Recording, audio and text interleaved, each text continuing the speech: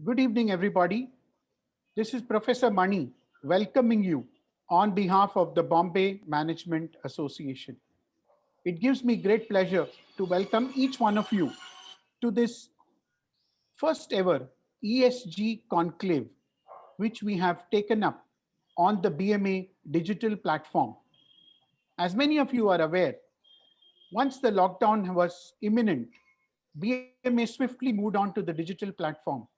And I'm delighted to share with you that starting April till date, in about 8 months, we have completed 75 such webinars on different topics with distinguished speakers coming in from all over the globe. That perhaps was the only blessing that digital gave us to reach more people, to have more distinguished views and opinions of stalwarts from across the world. We are indeed blessed that this evening we have none other than our past president, Shailesh Haribhakti ji, leading the ESG conclave. Most of us would know that Shailesh Bhai is a very well-known figure in most of the leading organizations, representing them as independent directors on their board. A chartered accountant, a cost accountant, a financial analyst, a leader in the space of finance, and of course, a most respected person in the area of environment, social, and governance. We are indeed blessed that Shailesh Bhai has agreed to be the conclave chairperson and has guided us every step through this journey from conception about 6 weeks ago to the ultimate day today when we are seeking to learn so much from all the stalwarts who are present here today. We are indeed honored to have with us someone whom we always regard as a role model in the area of coaching, grooming, talent, mentoring, and guiding. Hold on for a minute. I wonder if you were looking for somebody in the corporate world. No, we have with us Shri Pullela Gopichand, who on paper is called the badminton champion or the national badminton coach of India. But that's a very small introduction for him. An ace badminton player, a Padmashri awardee, and a person who's been always looked upon with so much of respect and awe for the amazing work that he has done to transform Indian badminton from where it was to where it is today. Truly a coach, mentor, leader, and guide of the highest order that one could visualize. Gopichandji, thank you very much for responding to our request to deliver the inaugural address for this ESG conclave. And may I request you to please initiate your sharing of thoughts so that we can declare this ESG conclave of BMA open. Over to you, Gopichandji. Thank you very much, Manisa. A very good evening to all of you. Um, to Shailesh ji, to Ramna sir, who's here, and to all the distinguished people, Mr. Ajit ji, and all the senior members. I think a very warm greetings to all of you. I don't know how qualified I am to talk to such senior people about life lessons, management, and stuff. But I will just share my own story, my own journey, and how things were for me from the beginning.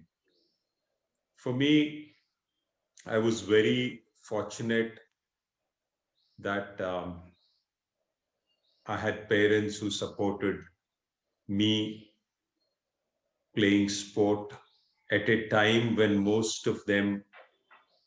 for most of them, when it was only academics, I was very fortunate that I had parents and coaches and teachers who supported me on this journey.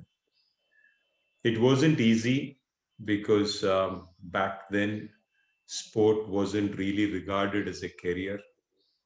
And for me, I loved sport, but I didn't know whether I'll continue it for long enough.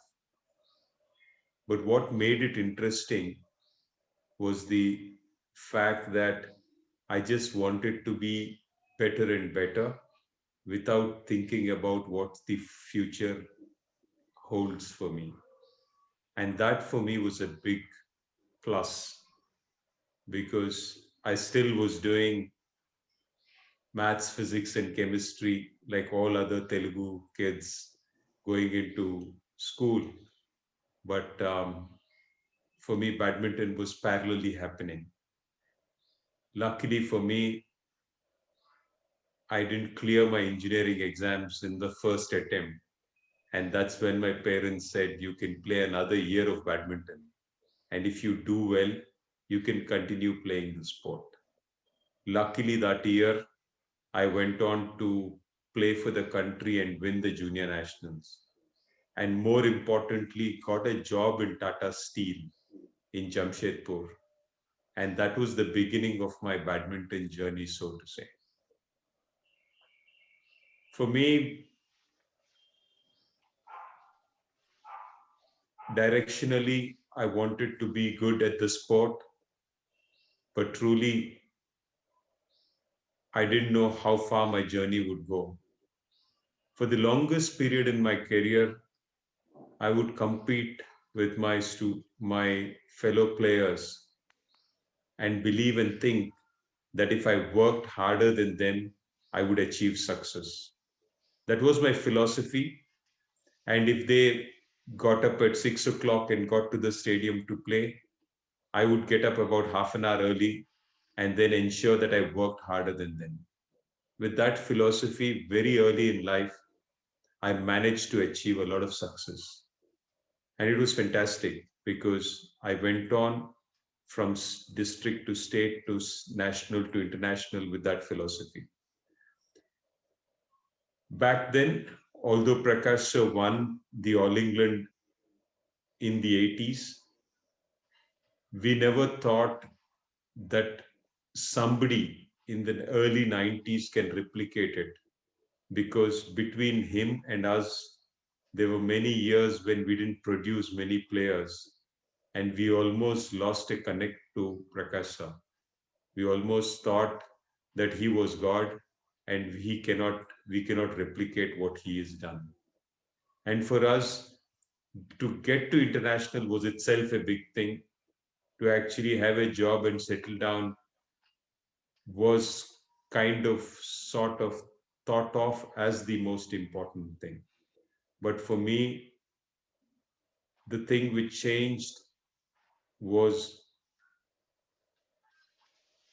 my first tournament exposure to Malaysia in the Malaysian Open, where we were 18 of us who were playing in the tournament.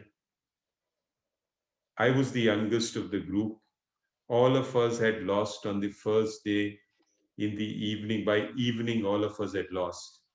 And the joke among us was morning show haraki matinee hara because nobody had survived the end of the first day. And I was the youngest of the lot. And when we were all having dinner together in the room where we had ordered some Indian packed lunch dinners because the DA what we got was about $15. In that we were trying to maximize and eat food of Indian taste and then also to kind of save money for some shopping of rackets and shoes. So when we were actually doing that, and everybody was talking the praises of the Chinese, the Malaysians, Indonesians, Koreans, and Danish, I was the youngest of them all. I got up and said, "Sir, I think we can win." And then everybody pounced on me to say, "Bacha hai, bahut to chakra hai, sare jaldi se." But for me, I got out of that room saying, "Main jeet ke dikhaunga." And if there is anything which I'm proud of at the end of my career, the fact is that I kept the kid in me alive. And that for me was the most important thing. It didn't come easy because I lost a lot of matches. I also had multiple knee surgeries. I had an anterior cruciate ligament tear on my left knee in '94 when I was playing the National Games finals. An ACL tear at that point of time was a big injury. Even now for badminton, that's a big surgery to have. Luckily, I came back from it, but I had another surgery in 96, came back from it, but I also had another surgery in 1998. And after these three surgeries, I was lucky that between the years 1998 and 2001, I didn't have many surgeries or injuries. And that's when I won the All England Commonwealth medal or the Asian Championship medal or many other championships. But one thing fundamentally had changed between then in my attitude towards training. I wasn't later in my career thinking about who I was competing with. I was only bothered about being the best of what I can be. And that changed my entire perspective of training and sport. And that for me was the most important thing. The day the others didn't matter and I wanted to be the best of what I can be, I was the happiest training. I wasn't looking over my shoulder to see if the other was catching up. I wasn't wanting to see if the other fell down and I was happy. But all I cared about was, am I being and pushing the best of my ability? And that for me was truly a big insight into my own life. The kid in me was alive through difficult times, through surgeries and injuries. And also in 1997, after one of my losses, and we were still sitting together. This time I was the senior most member of the team.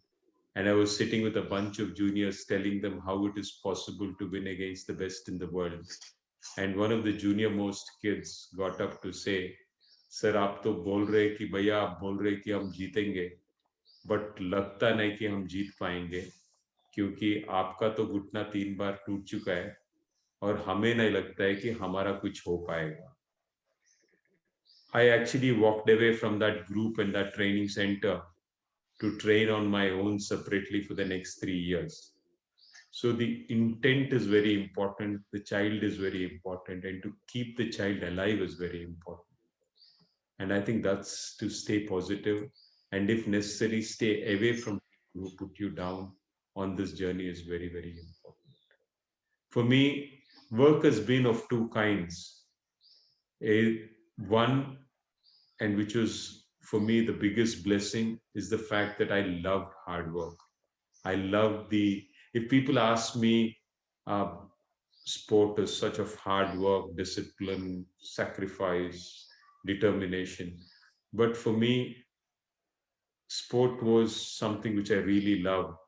So these words never came up as hard words for me. They never looked at as dry words for me. For me, I look at my life today and I almost feel as though how lucky I am that I've never worked in my life, because I go to the stadium at very early in the morning and come back in the evening, and I almost feel guilty that I haven't worked, because it almost feels that I haven't never gone to work. And that for me is the biggest blessing you have about loving what you do, because you can spend any number of hours and then you hardly feel that you've actually worked. So the words of love, involvement, passion, all of these are very critical words, because they are actually directly replacing the words called sacrifice, hard work, and discipline. Because if you love what you do, if you're involved in what you do, if you're passionate about what you do, then these words never will come up that you're sacrificing something for something. And that's very, very important. The other aspect for me which has helped is, and I remember Nisargadatta Maharaj's words, where he says about his life has been something where it moves from love to detachment. And in a similar sense for me, um, either it was love for my job or work, or it was a sense of passion or drive to ensure that I prove to the world that we are there. So in the initial years, it was about proving to me, myself, my family, my people around that I am good. Then later it was that we from Hyderabad could be good. And it might sound strange, but we had never produced national champions from Hyderabad. So when we went to South zones, we would lose, we would be treated as a state which was hardly a badminton state. The best states were still Karnataka, Tamil Nadu, Kerala, and then AP would be almost the last two states. Even at the national level, AP players, they would say कि एक कपड़ा खेलने के लिए लाएगा, 3-4 कपड़ा रहेगा इनके पास कैजुअल वेयर के लिए, because खेलना तो एक ही गेम है इनके लिए. So that's the kind of setup we used to have growing up. So for me to prove that we as a state were good, we could win from Andhra, took a lot of time initially. And when we went international, I think the same passion came up to see that we as Indians are good enough to win. And that used to be kind of the pushing point for a very long time. And then, so either it was working out of love for the sport or working out of pride, kasi. Uh, and um, and that was something which was very, very important for me. And all my life I've done that. We've been, I don't know how, because people ask me about the style of coaching, style of playing. To be honest, I don't have a style in a mind.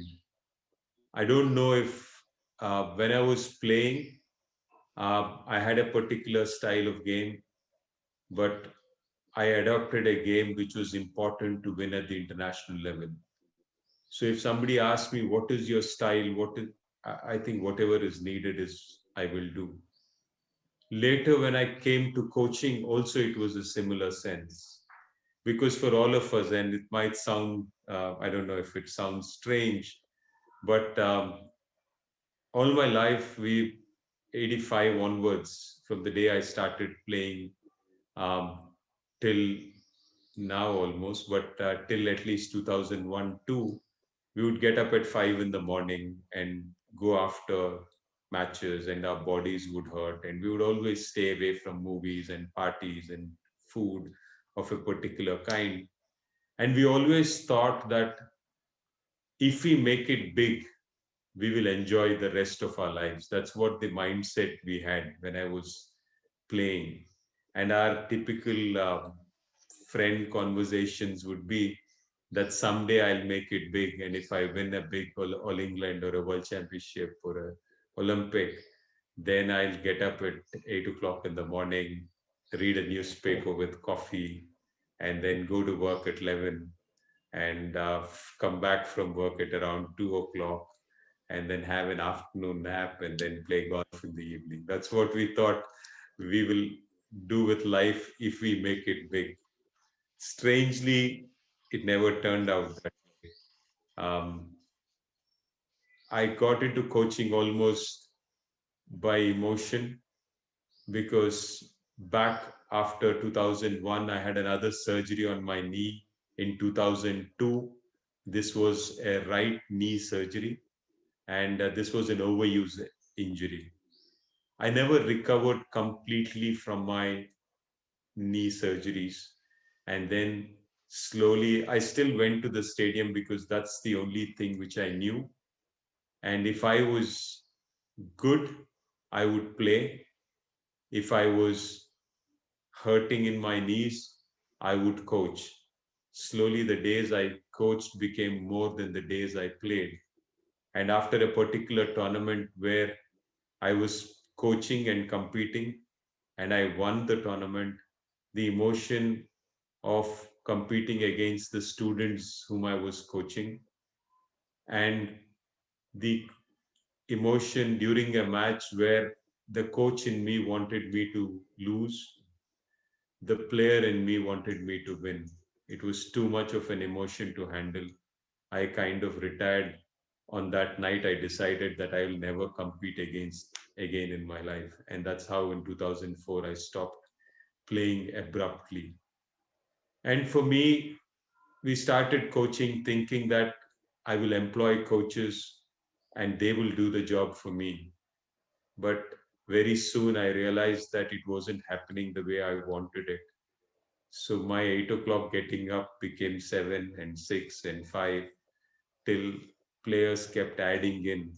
And then I needed to spend more and more time with them. So over time, I spent time as a coach. Then I realized that if I went early, I had to go and open the stadium. So I almost became a watchman. There needed to be a gym instructor. We didn't have money. So I also became a strength coach. I became a physio. I became a masseur. I became a guardian.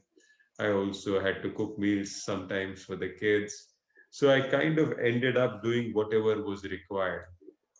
And it also meant that we had to build an academy because I wanted the infrastructure to be in our control.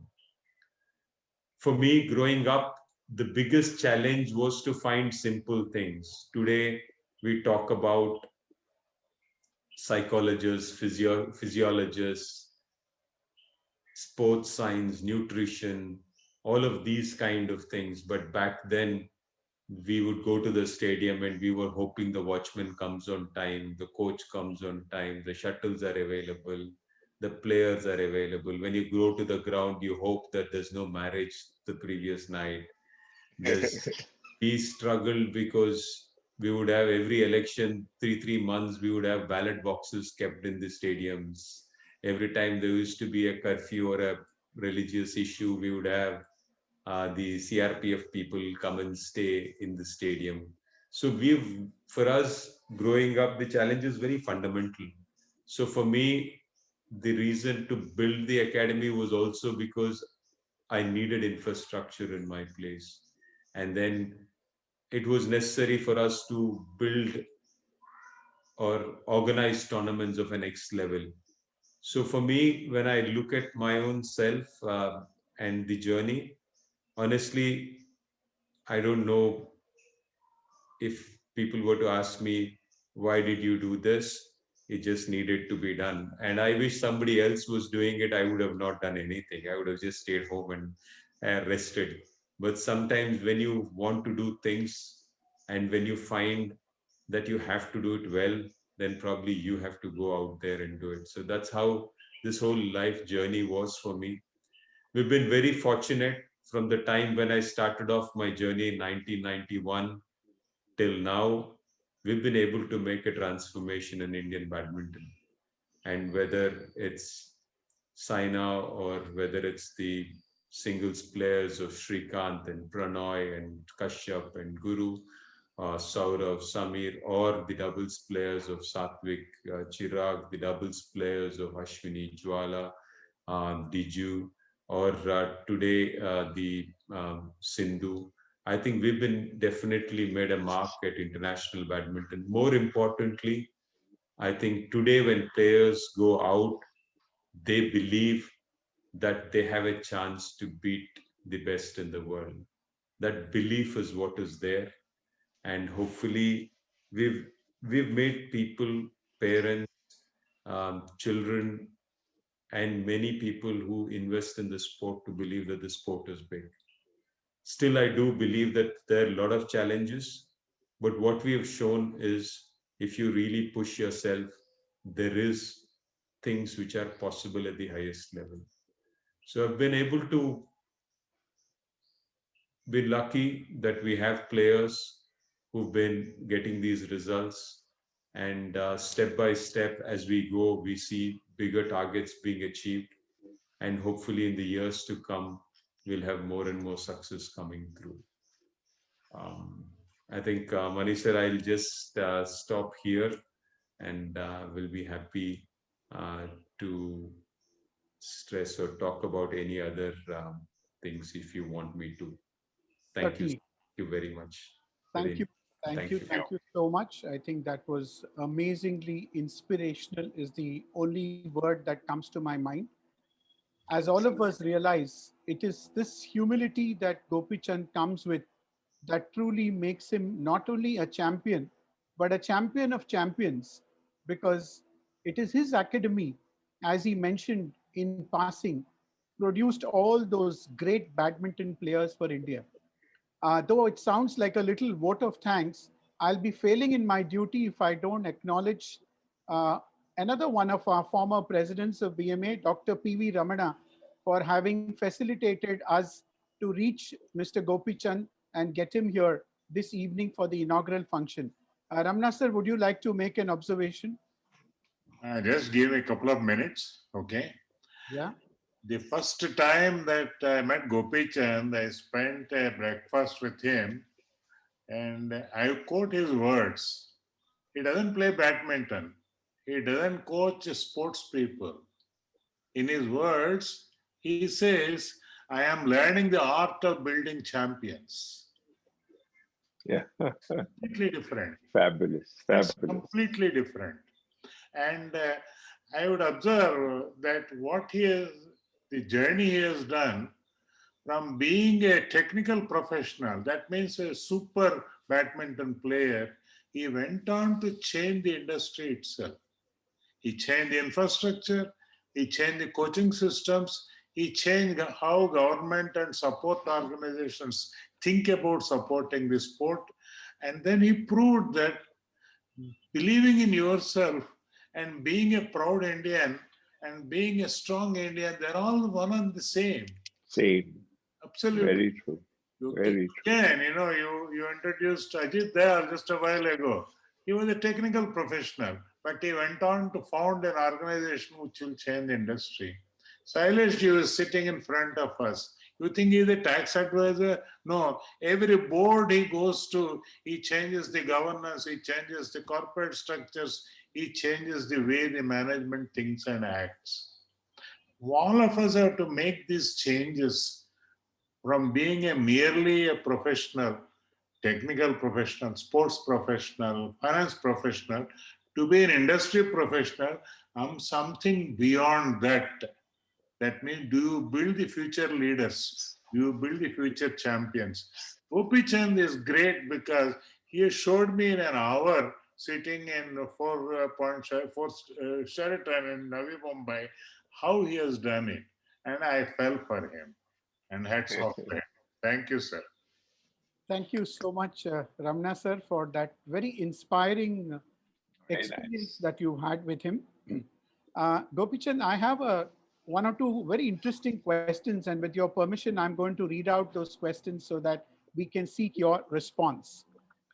The question that comes up, which is a very common question in corporates, within the academy, is there a succession plan to ensure that the entire success you have achieved in the art of building champions can continue on forever and forever? So I think for us, as I've mentioned,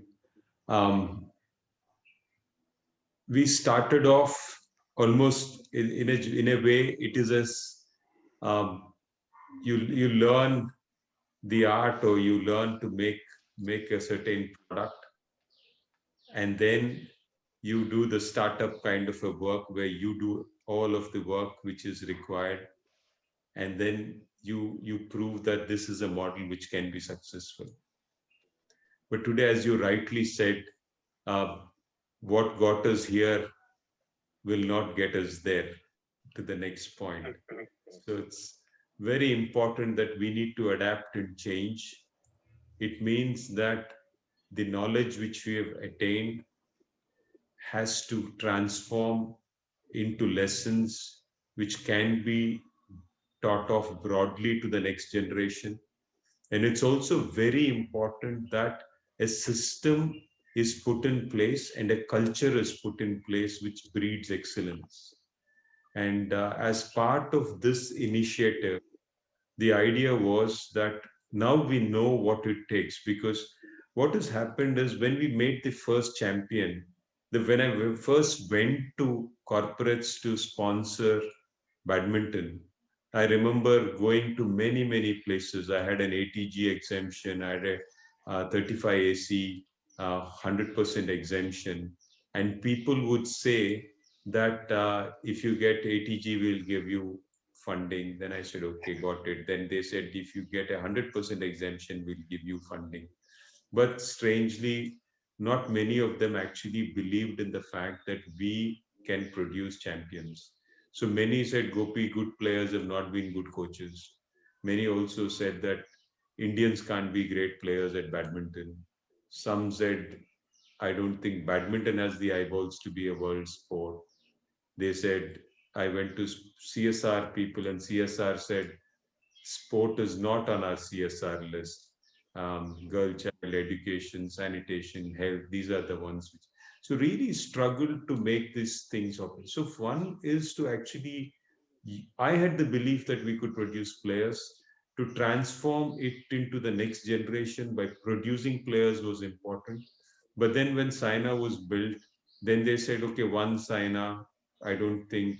Then when Sindhu was coming up, then they said only women's singles, then men's singles. So now at least there is beyond doubt that we are able to produce players. And this is something which we are capable of. Now it's very important that the ecosystem has to be built. So as a process, what we have is, and I do believe that in the years to come, we'll have my players who've trained under me for the last 15 years turn to coaching, and they would be great coaches. We will have the learnings which we have had transformed to coach the coaches program, and also talk to various institutes to ensure that we have a good strong ecosystem at the base, which actually keeps throwing in solid players continuously, so that the internal competition drives each one to push the other for us to get results at the highest level.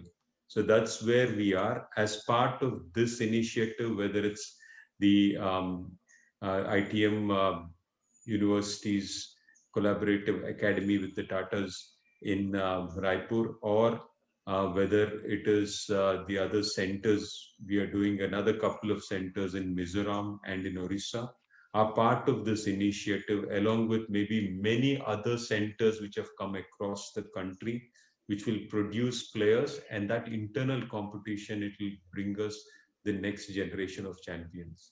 So from an academy perspective, my role would move now from being a coach to a particular player or only a small group, to a coach the coaches program and a sports science initiative, to ensure that the top players continue playing the sport at the highest level, but the ones who are next and next also come back into the sport and become coaches and sports scientists, to ensure that we have good knowledge base and good coaching systems for the next generation to come up. Very profound.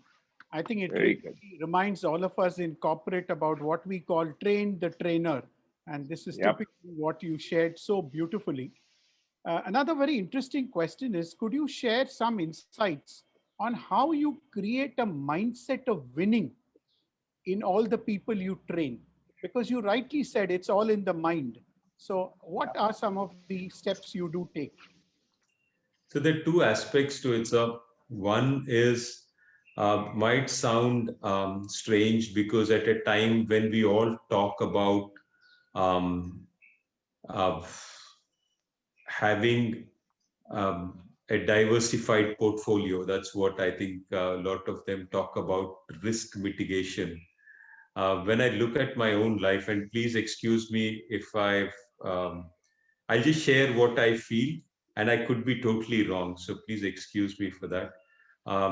When I was playing, and I was injured in '94 with an ACL tear, and I came back and got injured again in '96, and came back again injured in '98. A lot of people actually said that, why don't you stop playing the game because your knee can't take it.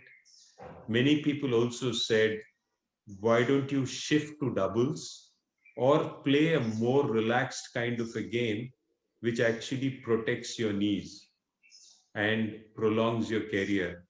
Because every time I used to be wearing a brace and struggling with pain, but also going out there and playing aggressively and getting injured again. So people said many things. But what I realized later in life is that I came back because I had no option but to come back. Because there was the love of my life was my sport. And if I probably was a smart guy looking at another career or looking at why I can fail in sport, because out of 1,000 people, maybe one becomes a champion. If I was analyzing with a logical mind, I would have never made it. So I think it's very, very important that when you go in, you dive in full-fledged. You don't have any options to come out, or you don't have a plan B always. So having said that, I believe as parents, as teachers, as society, we should have a safety net for our students or kids or our entrepreneurs, but as themselves, they should feel that it's a do or die situation for them, because that is when they invest their 100% into it. So I believe it's very important that you have to go in 100% onto that. Notwithstanding all the transformation that you have enabled in the image of badminton as one of those wonderful games for India, I believe still the concept is a cricket winner is seen in a different wavelength than a winner in badminton. And I think this is more or less true of the thinking as a nation, as a set of sports persons. How do you think we can reduce this gap? And would you share some of your thoughts? Sir, I think if you look at the Olympic final, um, I think on that day, it beat all cricket matches. Yeah. So we love Indians winning against foreigners. And I think that's a reality. So the more we start winning at the international level, I think we'll change that perception and beat any sport. If I'm sure if there is a Wimbledon final with an Indian playing in it, or if there is a football World Cup with an Indian team playing at the World Cup, I think the country would stop to watch that sport.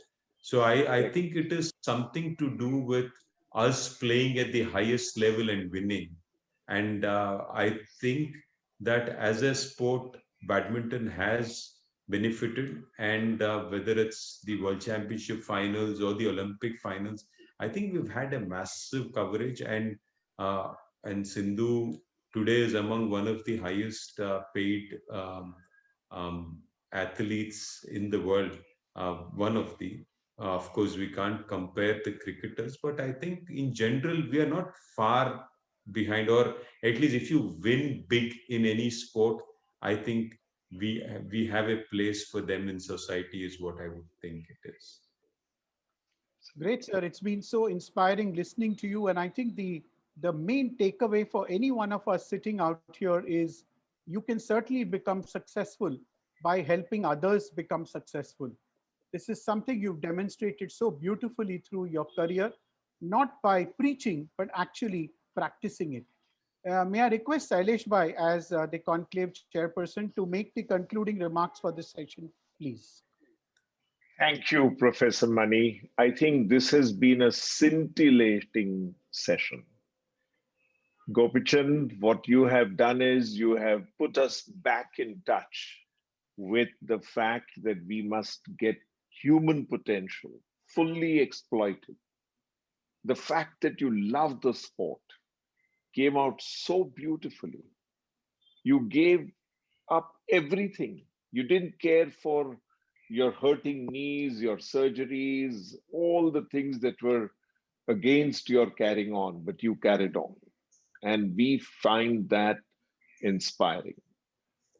To me, what my biggest takeaway has been this, that you converted that love into involvement, into commitment. And you have proved to the world that if the human mind is set on a particular objective, it will achieve it. Thank you very much for giving India all of these champions. But most importantly, thank you for giving us a model, as Professor Ramana said, and as you discussed with Professor Mani. That is the biggest gift that you have given. No wonder India is making it a habit of winning wherever they go. Thank you very much for Thank you, sir. creating that Thank you very paradigm. much. Thank you so much, Shailesh bhai, and thank you, Gopichand sir, for being here and delivering the inspiring inaugural address.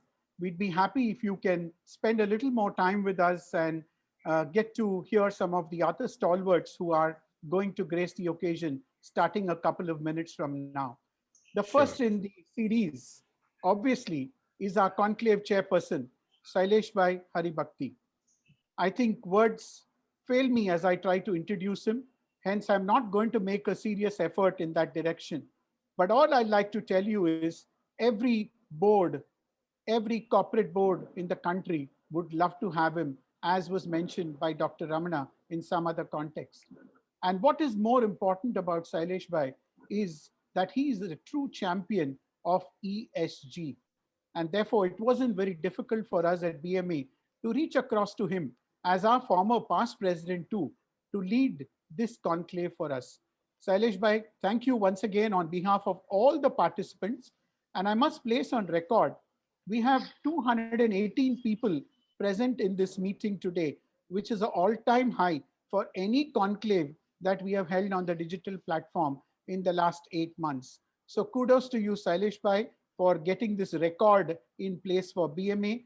And may I request you, sir, to please outline the theme of the ESG conclave and set the ball rolling on our discussions for the next 2 sessions. Shailesh Bhai, over to you. Thank you very much, Professor Mani. Let me begin by thanking you for the privilege of actually sort of conceptualizing this whole meeting that we are having on a digital platform. I think what you have done for BMA is simply extraordinary. Thank you for all the great work you're doing for BMA, and please continue doing it. The best segue for what I have to say is where Gopichand left off. He talked about exploitation of human potential being the biggest thing that needs to be put in front. The pillars of ESG are this exploitation of human potential, but in a somewhat different sense. The biggest threat to the world this year did not come from COVID. It came from climate change. The rate at which we are actually permitting our temperature to rise is so dangerous that if we don't reverse it, that is going to put a question mark on our ability to exist as the human race. But let me start by saying that the emotions that ought to be in all of our minds is that we love our planet because it's the only planet we have. Unfortunately, we've already used all of it up and more. And therefore, we need to somehow bring a halt to that overexploitation of the planet. That is the first big construct of ESG. We should become stewards of the environment. It is so critical. It's an existential issue that we must grapple, we must come to terms with. I would like to see a world where every time I breathe, I'm breathing in clean air. Every time I drink water, it's clean water straight from the tap. And today, the good news for the world is that technology exists to make these dreams actually come true. The cost of renewable energy, for example, has fallen to compete head-on with any fossil fuel-driven power. The need to put any waste into public disposable channels has actually evaporated. You don't need to do that. The desire to litter with plastic can be curtailed, curbed, completely strangulated. It's the most emotive issue in ESG, that we permit plastic to litter our lakes, to litter our public places, to clog our sanitation channels. And that has to change, and it can change, and it is changing. The second thought is that we should love the human race. And that's the S of ESG.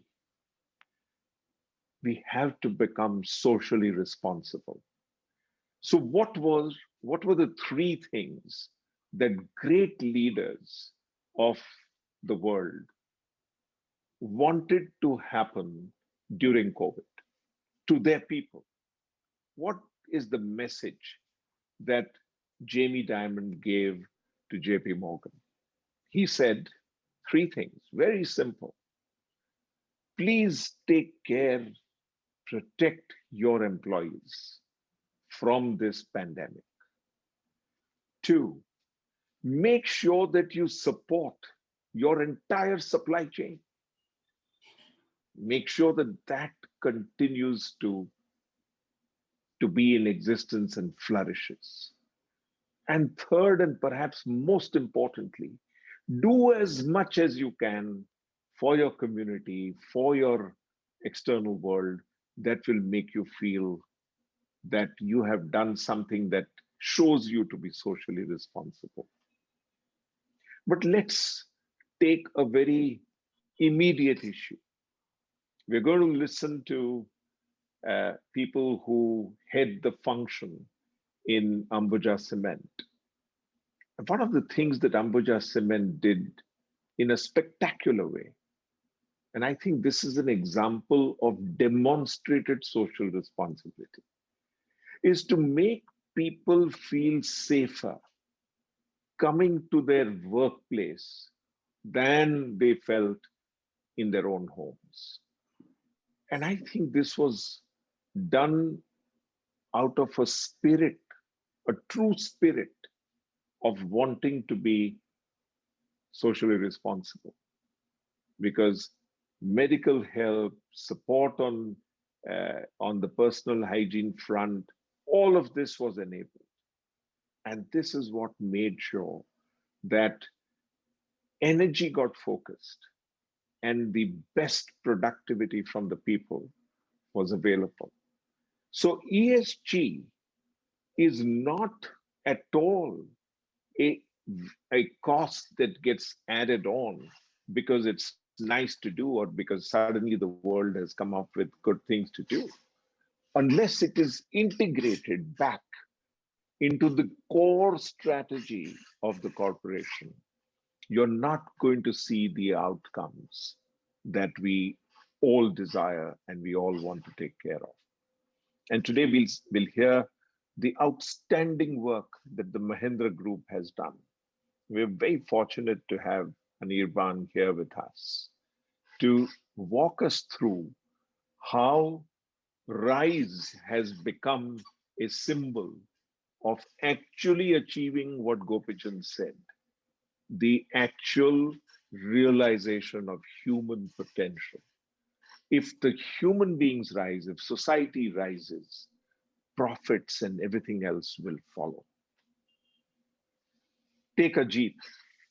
Ajit has, in a sense, dedicated his funds, his thinking, his entire way of connecting with society to making sure that ESG becomes the fulcrum around which investments, attractiveness of places to work, and such like things actually start happening. So let me share with you what I have come to hold very dearly as exemplification of purposive governance. And when I speak about purposive governance, it is better to have a massively transformative purpose than just a simple, very, very mundane purpose. A purpose like creating champions everywhere in India. I think that's a massively transformative purpose. And I think a lot of governance must emerge from that, because the entire attention has to switch from being responsible only for shareholders to being responsible for stakeholders. That is the core of purposive governance. How will it be delivered? What are the things that will deliver this purposive governance? And let me quickly share with you just a few quotes, which I believe are very germane to this, this whole idea of delivering purposive governance. Here's a quote by Mervyn King. And I won't quote the whole thing, but he talks about three elements which are critically important. Talks about confidence, talks about curiosity, the desire, the ability, and the confidence to ask the right questions, and the courage to actually ask the tough questions and make sure that those get answered. To my mind, this quote of Mervyn King actually exemplifies how you can deliver governance. It is, as I said, a sense of responsibility to a multitude of stakeholders, including the government. And so let me quote the ex-chairman of Hindustan Lever, who said that to pay taxes is a responsibility of corporations. And to make sure that your supply chain is in great shape is also a responsibility of the corporation. And we are going to hear from our very own Ashok Bhai on this element of how can we bring the concepts of ESG to bear on the supply chain.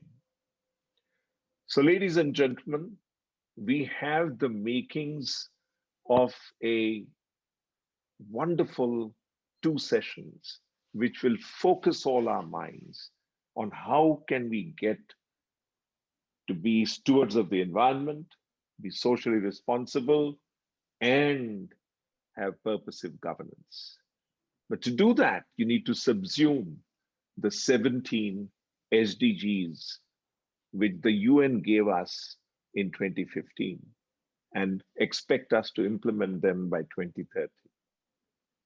And we need to make sure that you get ready to report on 6 capitals and not just one capital: the natural capital, the human capital, the manufactured capital, the social and relationship capital, the intellectual capital, and the financial capital. And that, ladies and gentlemen, is the true framework that we can use using MTP, or massively transformative purpose, taking large moonshots like changing the way India creates champions, and go through the ESG framework as a strategic imperative, which is subsuming the 17 SDGs and is putting us in a position to report on the 6 capitals of integrated reporting.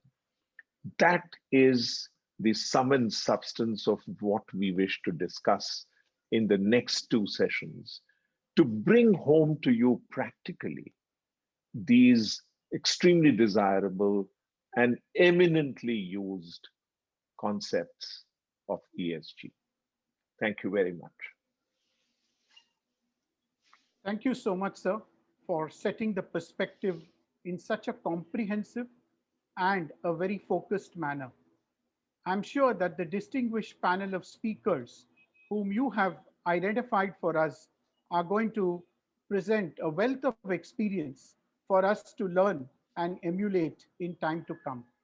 Thank you, Shailesh Bhai, for that wonderful, inspirational address, which focused completely on understanding ESG in its total element.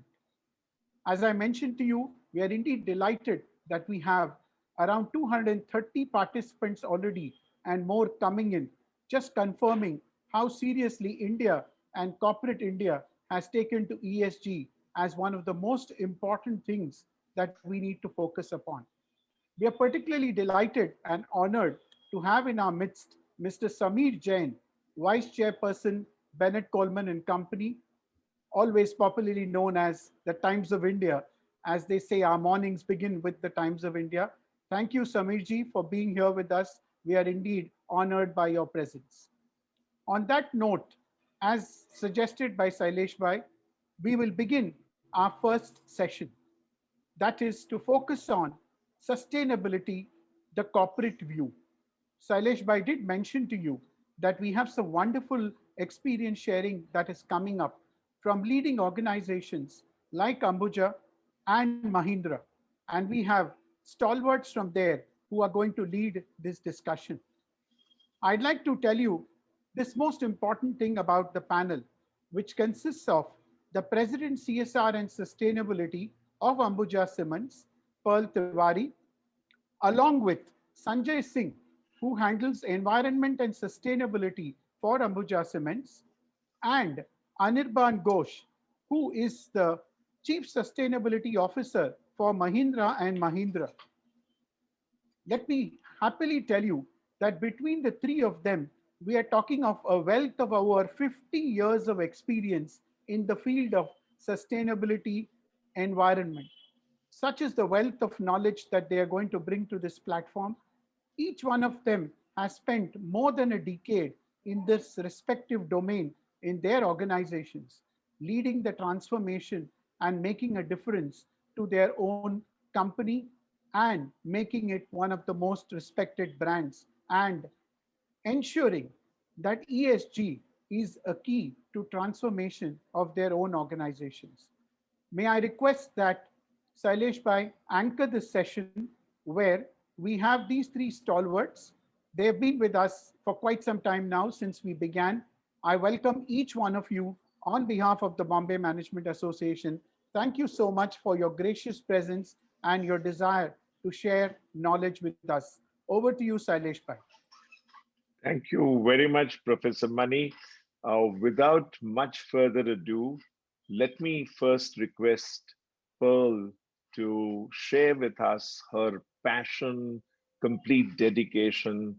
You know, the two or three things that she has done, which are absolutely spectacular, are that she has managed to raise the water table in Kutch, one of the most water scarce districts of India. And she has also made sure that where there was a big hole through mining, it has now become a wonderful, beautiful lake where people can enjoy their evenings, where birds can come and drink from it, and where people can enjoy. So that is the passion that she has brought to Ambuja's CSR activities. And I'm very delighted to have her along with Sanjay to walk us through not only the passion that they bring to ESG, but also the organizational compliances that they have been able to bring together by using and leveraging ESG. So Pearl and Sanjay, please share your experiences at Ambuja Cement. Pearl.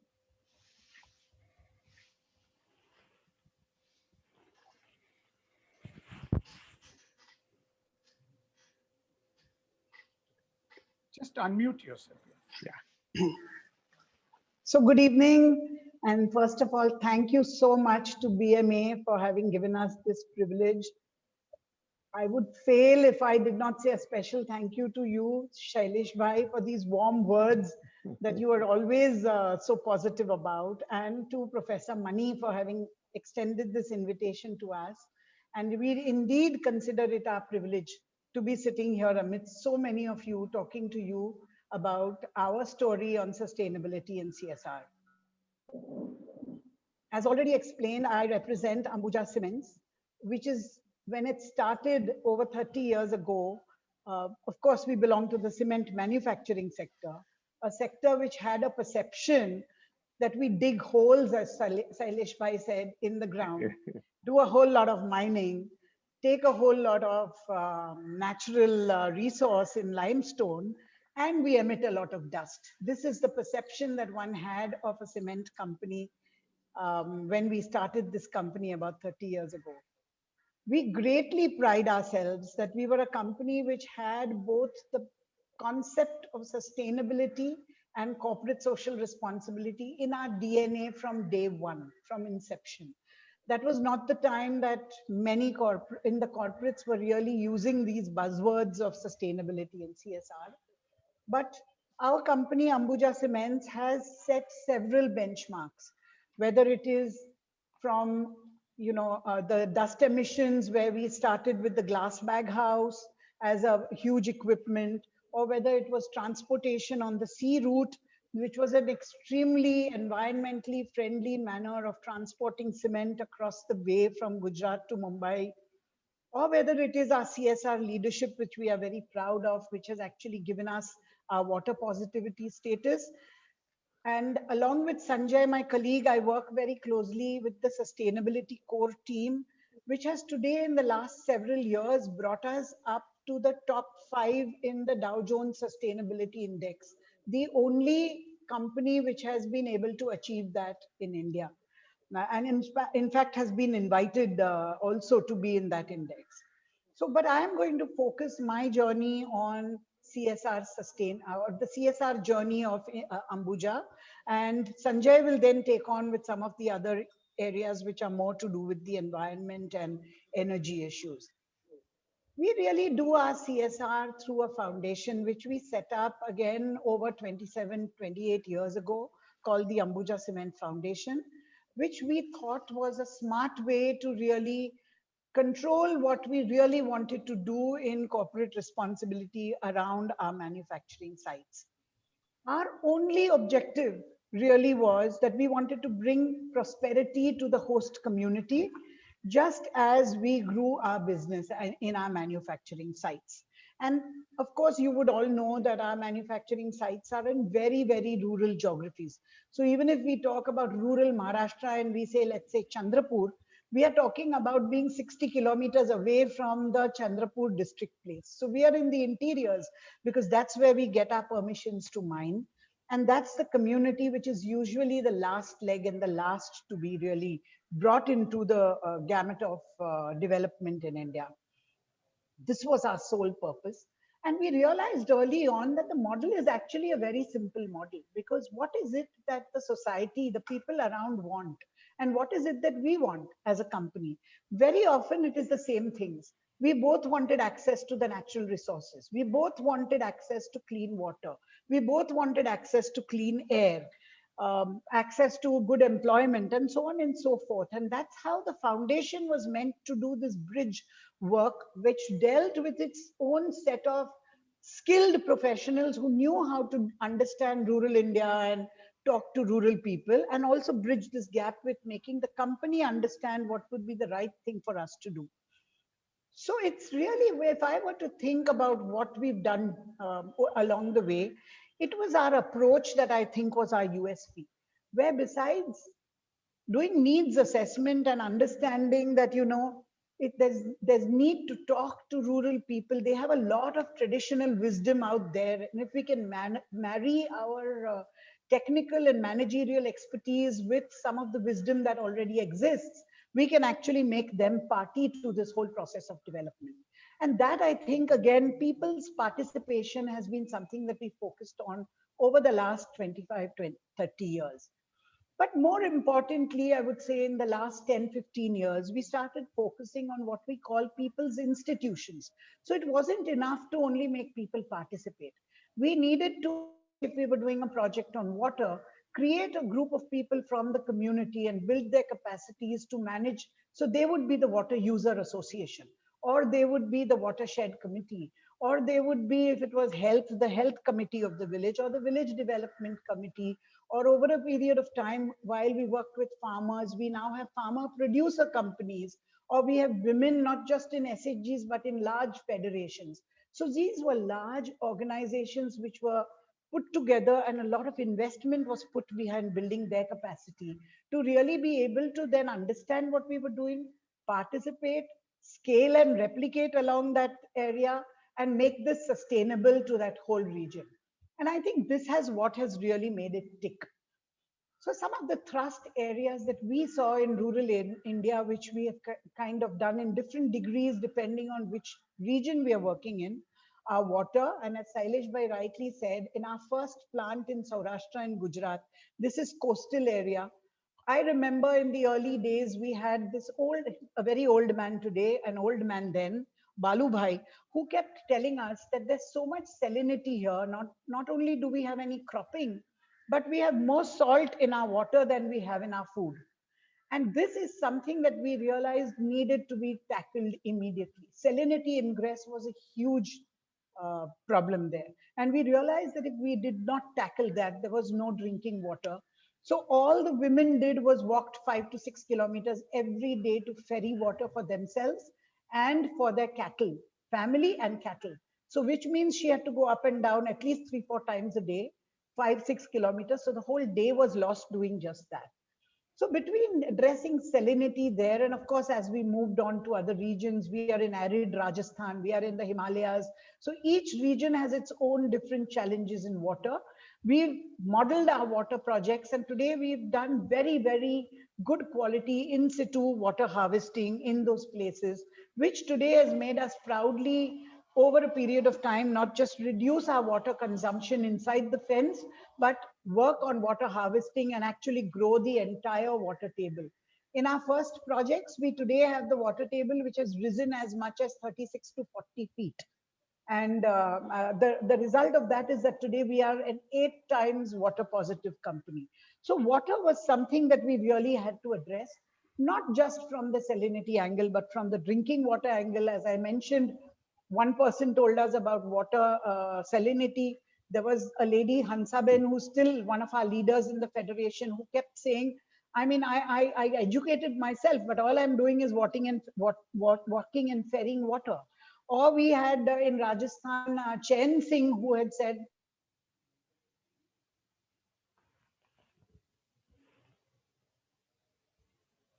enough water.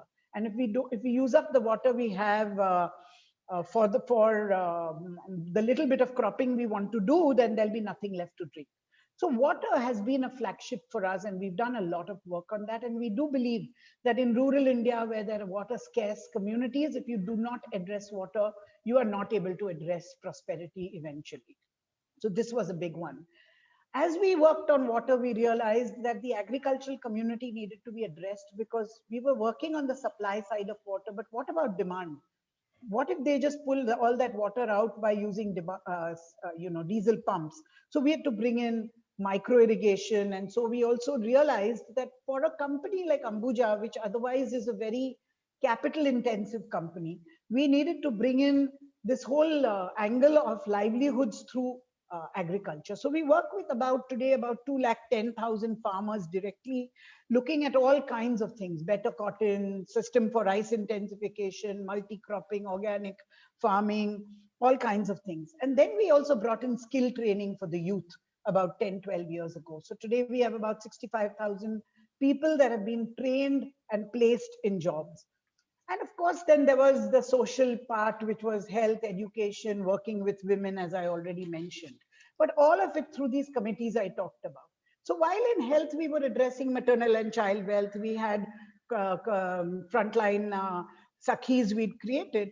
I must say that at the time of COVID, we actually, when everything was in a lockdown, we were able to leverage all these village leaders we'd created and create single points of contact in the village through who became our single point to make sure that we passed on messages on responsible behavior that we were getting from our business resilience team so efficiently, and we were being able to pass on. So at any given point in time, we were every day passing on about 7 lakh messages to our farmers, women, so on and so forth. And we've touched about 35 lakh people during COVID with the work we've done. So as we were doing this work, what was important to the board, and this is very important under CSR, because it's one thing, this is not philanthropy, it has to be relevant to the business. And so the board, our directors, what do they want to see? They want to see how this work is impactful. They want to know whether this is really creating the impact of the money that they're spending. And for that, what is accurately required is data and measurement. So we've put into place a very robust system, a customized monitoring system, which qualitatively and quantitatively assesses data and subjects it to research and impact assessment, and now even to looking at social return on investments. So that was one big business link. Another one I've already mentioned, livelihoods is something we can't create directly in the plant, but if we are able to make productive people around us with farming or with youth being trained, they stop knocking at our doors as a company for unnecessarily doing laborious jobs. So we take away the pressure of that employment, and we make people kings on their own land. Water, of course, we've done a lot on. I also mentioned skilling. Mason training, which is again very core to the company's business, is something we've done very efficiently, because in the construction sector, which is growing, there was a need for good quality masons. And so we've been able to do a lot of mason training. All of this obviously to the company means fantastic license to operate. We have very easy public hearings because we are seen as a neighbor of choice. I mean, our communities see us in such positive light that when there is an expansion or a new plant in the state, we do not have the kind of problems that are otherwise anticipated in a public hearing. And we have very, very positive engagement with the communities. Our biggest learnings has been that this has actually, while it has addressed the communities, been able to efficiently work with the government system, with the NGOs around and all of that. And we've engaged with them as very relevant stakeholders and shown ourselves as a reputed organization which believes in responsibility. And of course, our biggest learning has been that if the people themselves don't contribute, if they don't participate, just going and doing it for them doesn't really work. So for us, we have really wanted to ensure this prosperity for people. And today, when we see our farmer producer companies being on Flipkart selling their organic produce, or when we see our women setting up fantastic enterprises, or we see our skill trained even women today working as welders on shop floors, we believe that we are on our way. We do know it's a journey that will continue, contexts will change, and we will address it as it goes along. But I will stop there for now, and just to give you a flavor of what we've been able to do as a company when it comes to our host communities and their prosperity. Thank you so much, Shailesh bhai. Back to you. Shailesh bhai, just unmute, please. That was extremely interesting, Pearl. Thank you very much for those tremendous experience sharing. Sanjay, can you walk us through the way that we have implemented ESG at Ambuja, please? Yes, thank you, sir. Good evening, everyone. Mr. Haribhakti, Mr. Mani, all the esteemed audience. And after inspiring by Mr. Gopichand and a detailed note on Ambuja Cement activity and Ambuja Cement Foundation activity, I would like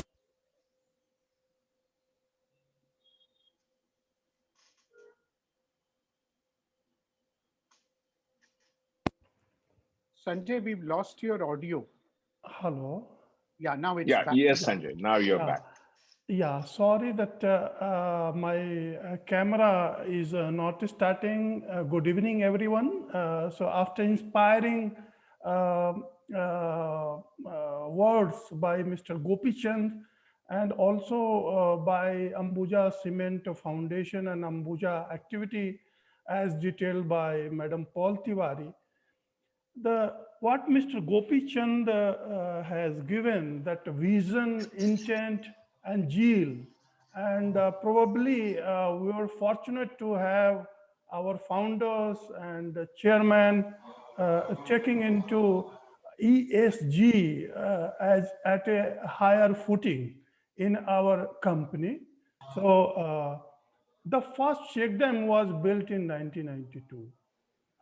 This is just an example of how much they cared for the community, and Madam has rightly explained the various programs which over the years we have taken through Ambuja Cement Foundation.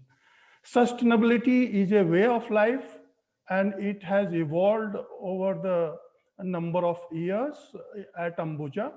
And right now we are implementing, and we have structured all our programs in 4 verticals, 4 pillars of sustainability, we call it. One is climate and energy.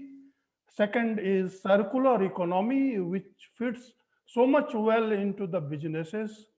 Third, water and environment and biodiversity, that is called total environment pillar. And fourth, rightly, we discussed about the people and community. So the name of the pillar itself is people and community. Coming to climate change and energy, as you know that cement companies emit one of the largest CO2 emissions. 1 ton of cement 10-15 years back, it was emitting 1 ton of CO2. But right now, our company is emitting half of that only. How? We have reduced the clinker content in the cement from 80% to 65% about right now. And by 2030, we plan to reduce that to again 60%. Clinker, as you know, this is made of limestone, and limestone has about 44% of CO2 if it is burnt. So that way we are reducing our clinker content. We are implementing high energy concepts for energy efficiency, both thermal energy in our kilns, also electrical energy in our operations. So that way we are focusing much on energy efficiency. The kiln which were emitting heat outside, now that heat outside is being captured in the form of waste heat recovery. Right now we are having only 7.5 megawatt of waste heat recovery, but in next 5 years, we are going to have more than 30 megawatt of waste heat recovery. So that is our focus. Coming again to renewable energy, we are putting a lot of focus on solar energy. So these two, solar and waste heat recovery, is going to give a lot of our electrical energy requirement, and that way we will be saving from the thermal power plants energy, and that will help in our CO2 reduction. Coming to circular economy, we have started almost 10 years back, but right now we are getting 6% of our fuel, 6% of our fuel from alternative fuels, the waste from the industry. As you know, whether it is pharma, whether it is other companies, some chemical companies, whether it is some time back we burnt Maggie kind of thing. So whatever waste is generated from the industry or even the agricultural fields, sometime biomass, also from some of the municipal corporation, we will get municipal solid waste for burning in our kilns. So right now, we are getting 6% of our thermal energy, and it is not only energy. The waste which is generated and thrown, you might have seen alongside the road, some other places dumped just like that. We are burning in our kilns, and that way we will not only get our fuel, but also we will reduce CO2, we will reduce pollution on environment, which is polluting groundwater, which is also polluting land, and it is a nuisance. So that is our circular economy. Of course, we will be achieving construction and demolition waste for redesigning the pavement blocks and other building materials. That is a journey which we plan to take. And it is happily that our board of directors, they are guiding for different purposes to achieve higher level of ESG. Now coming again to water and nature and environment, we have put a lot of capex and expenditure, other expenditure for getting our CO2 footprint or emission footprint lower and lower. 10 years back, we were about using more than 100 liters of water for 1 ton of cement. Now we are getting at about 65 liters of water only. And biodiversity, all our mining sites, we have biodiversity management action plan in place. We have worked with IUCN, International Union for Conservation of Nature, how we can measure the simple footprint of biodiversity. And every 2 years, we assess our sites, we get a score, we see that how we have performed, how much rehabilitation we have taken, how much plantation we have taken, and all that. And that is a very simple system. We are not going to some experts, geologists and botany people and other people. We just measure with our own resource, and that system is developed by IUCN. Coming again to some of the performance on ESG, like plastic waste. Totally in a year, we use about 35,000 tons of plastic.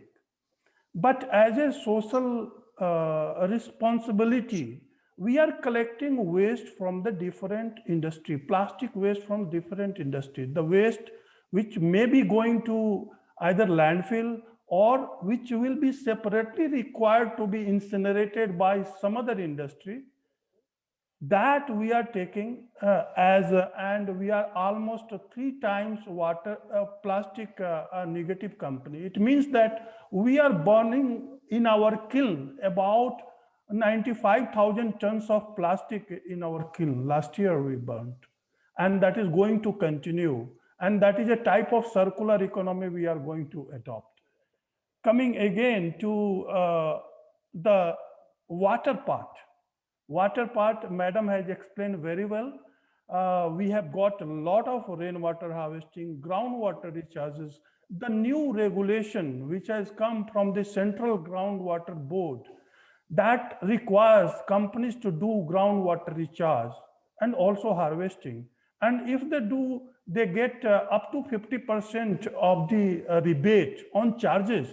And charges are very high depending upon which area you are falling, whether you are operating in safe area or critical area. So those kind of things we are already doing. You have seen over the years, last 30 years, we are going to do that. And in last 5 years, I think madam, what she explained, we have spent more than 300 crores of rupees on our CSR activity. Every year, more than 50-60 crores we spend. So in last 5 years, this much we have spent. Zero harm safety concept for our employees, for our community, that is a very big concept. And we are implementing not only within our boundaries, but also on the road while our raw materials or products are moving on the road outside our plant. And these all performance is monitored at our company. It is not only performance monitoring within the gates, but even the outside gate, where our people, where our supply chain is involved. So that is one example. Coming again to sustainable procurement, we have in last 5 years, we have implemented ESG concept in sustainable procurement. The concept of whether it is labor related, environment related, human rights related, all these issues are very well covered, and all suppliers, at least the critical suppliers and medium and large suppliers, they are monitored through a questionnaire, and there is an audit process on those as well. So these are some of the examples. 14% of our cement transportation is by sea, and sea is probably, the water route is probably the most carbon efficient transportation, better than road, of course, but also better than the railways. And this was started in 90s, as madam has explained, that first cement transportation through sea terminal was started in 92, 93 at Ambuja. And now we have 10 ships and 5 bulk cement terminals. So that is one. Coming again, we are benchmarking our performance at world level also. In construction material category, last year we were at 4th rank among all the cement companies at world level. Of course, this year there has been a little drop, and that was by 1 percentile drop in our performance. As you know, benchmarking is a relative process. So this year as well, we have achieved 5th rank globally, where our own parent, Lafarge Holcim, and other cement world big cement players are competing. So this year we have stood 5th rank, and we came to know from consultant like KPMG that our score was highest in India comparing to, but construction material being a such a sector that where you emit CO2, being a cement company, and also there are other this one. So even if we were the highest scorer, we could not come in DJSI proper index. The reason being the Asia Pacific region, emerging market region, and this sector itself. So these were some of the, now coming to future, being part of Lafarge Holcim already has taken net zero targets, and we are going to contribute on a huge contribution basis in CO2 reduction, getting net zero targets for our own, reducing our CO2 emission is still we are going to work upon, and also going to work upon science-based target for CO2. So these are the some additional additions in Madam Paul Tiwari description. Thank you. Thank you, sir. Thank you, Sanjay. That was very, very informative and explaining the whole thing so well. Let me now turn to my dear friend Anirban. He is a person who has inspired me. I once went to his office and he gave me a set of coasters which had all the 17 SDGs strewn over them. And I know that that was the original spark which made me go deep into the whole idea of ESG. Anirban, I know that as exemplars of responsible capitalism, one can find perhaps no other company in India as strong as the group that you represent, the Mahindra Group. The very word RISE is so evocative and so endearing to all of us in terms of how you have actually made RISE possible.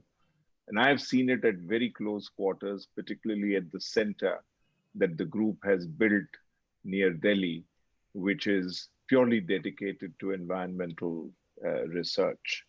And so we would love to hear from you how you all have given meaning to ESG and how you have at the Mahindra Group got this reputation of being one of the best practitioners of responsible capitalism. Over to you, Anirban. Thank you very much, Shailesh Bhai. You are most gracious. I know when you walked into my office, you already knew a lot about the subject, and it was a very interesting conversation with you. Thank you very much for giving me this platform to be a part of. And since this is a platform of the Bombay Management Association, I suppose it will be fair to assume that we are speaking to people who run their own organizations or have leadership positions in their own organizations and functions. If that is the case, maybe we should start from first principles and ask, what is this conversation on sustainability? Are we saying that before we had these conversations on sustainability, we as promoters, owners of organizations were not trying to be sustainable? It is obviously a rhetorical question. We were always trying to be sustainable. It's just that what it takes to be sustainable has evolved over time. And we are now having to look at things which we didn't look at before in our quest to be sustainable. So what are these things and why do we need to look at them? So we were always, as leaders of organizations, trying to build an enduring business. In India, there's always been a conversation that promoter-driven businesses tend to endure more than professional management-driven businesses. That promoter-driven businesses have a longer horizon that they look at compared to professional managers who look at a much shorter horizon, and so on. So we were always trying to build enduring businesses. But in our quest to build an enduring business, there were things that were not part of our lexicon. For example, we didn't quite notice what were the negative effects that our business had on the environment and on the community. Now, there may have been a little bit of CSR that many of our organizations did, but the question is always open. Were we really making a big difference to the community or the society? Or were we just happy that we were doing something for the community and society? So if you look at these three pillars, building enduring business, not just by having a steady stream of profits and having an organization that was likely to be resilient over the long term, but also ensuring that you're not having a negative effect on the environment and ensuring that you are helping the community to rise. So when one takes all of these three things together, it is the sustainability story of an organization of the future. Now you might ask the question, what have I got to do with this? But I'm hoping that this COVID experience has helped you answer the question yourself. And that may be given you some indication that there are things that we as individual organizations can do. Let me begin by asking the question, so what are the benefits I will get? Because if we are in business, we would want returns on the efforts that we make, on the actions that we take. And I'm going to share the experience that the Mahindra Group has had in the hope that if you were to replicate the actions that are being taken by organizations who are strong on ESG, you will get the benefits as well. The first thing that happens when you begin working on ESG typically is you do projects that help bring down your operating cost. Now, you might say, okay, there are lots of things we do to bring down operating cost, but leaders of organizations usually don't consider that there can be huge impact in cost reduction through things like energy efficiency, converting to renewable energy, and creating value from waste. Just these three things have reduced the system cost within the Mahindra Group in hundreds of crores of rupees. Now, depending on the size of your organization, it will help you reduce system cost by a significant amount, which you will have to see for yourself. And in turn, it will help you be very, very resilient when there are shocks that hit the business. I can confidently say that one of the things that is helping us tide over this COVID disruption in the Mahindra Group is all the work that has been done over the last 5 or 7 years to reduce operating costs in the business, and is playing a significant role in ensuring that we don't have a problem with cash and that operating expenses are kept within control. So helping reduce costs has, as you know, has multiple benefits in making an organization resilient. A second thing that sustainability action helps us do is actually get revenue.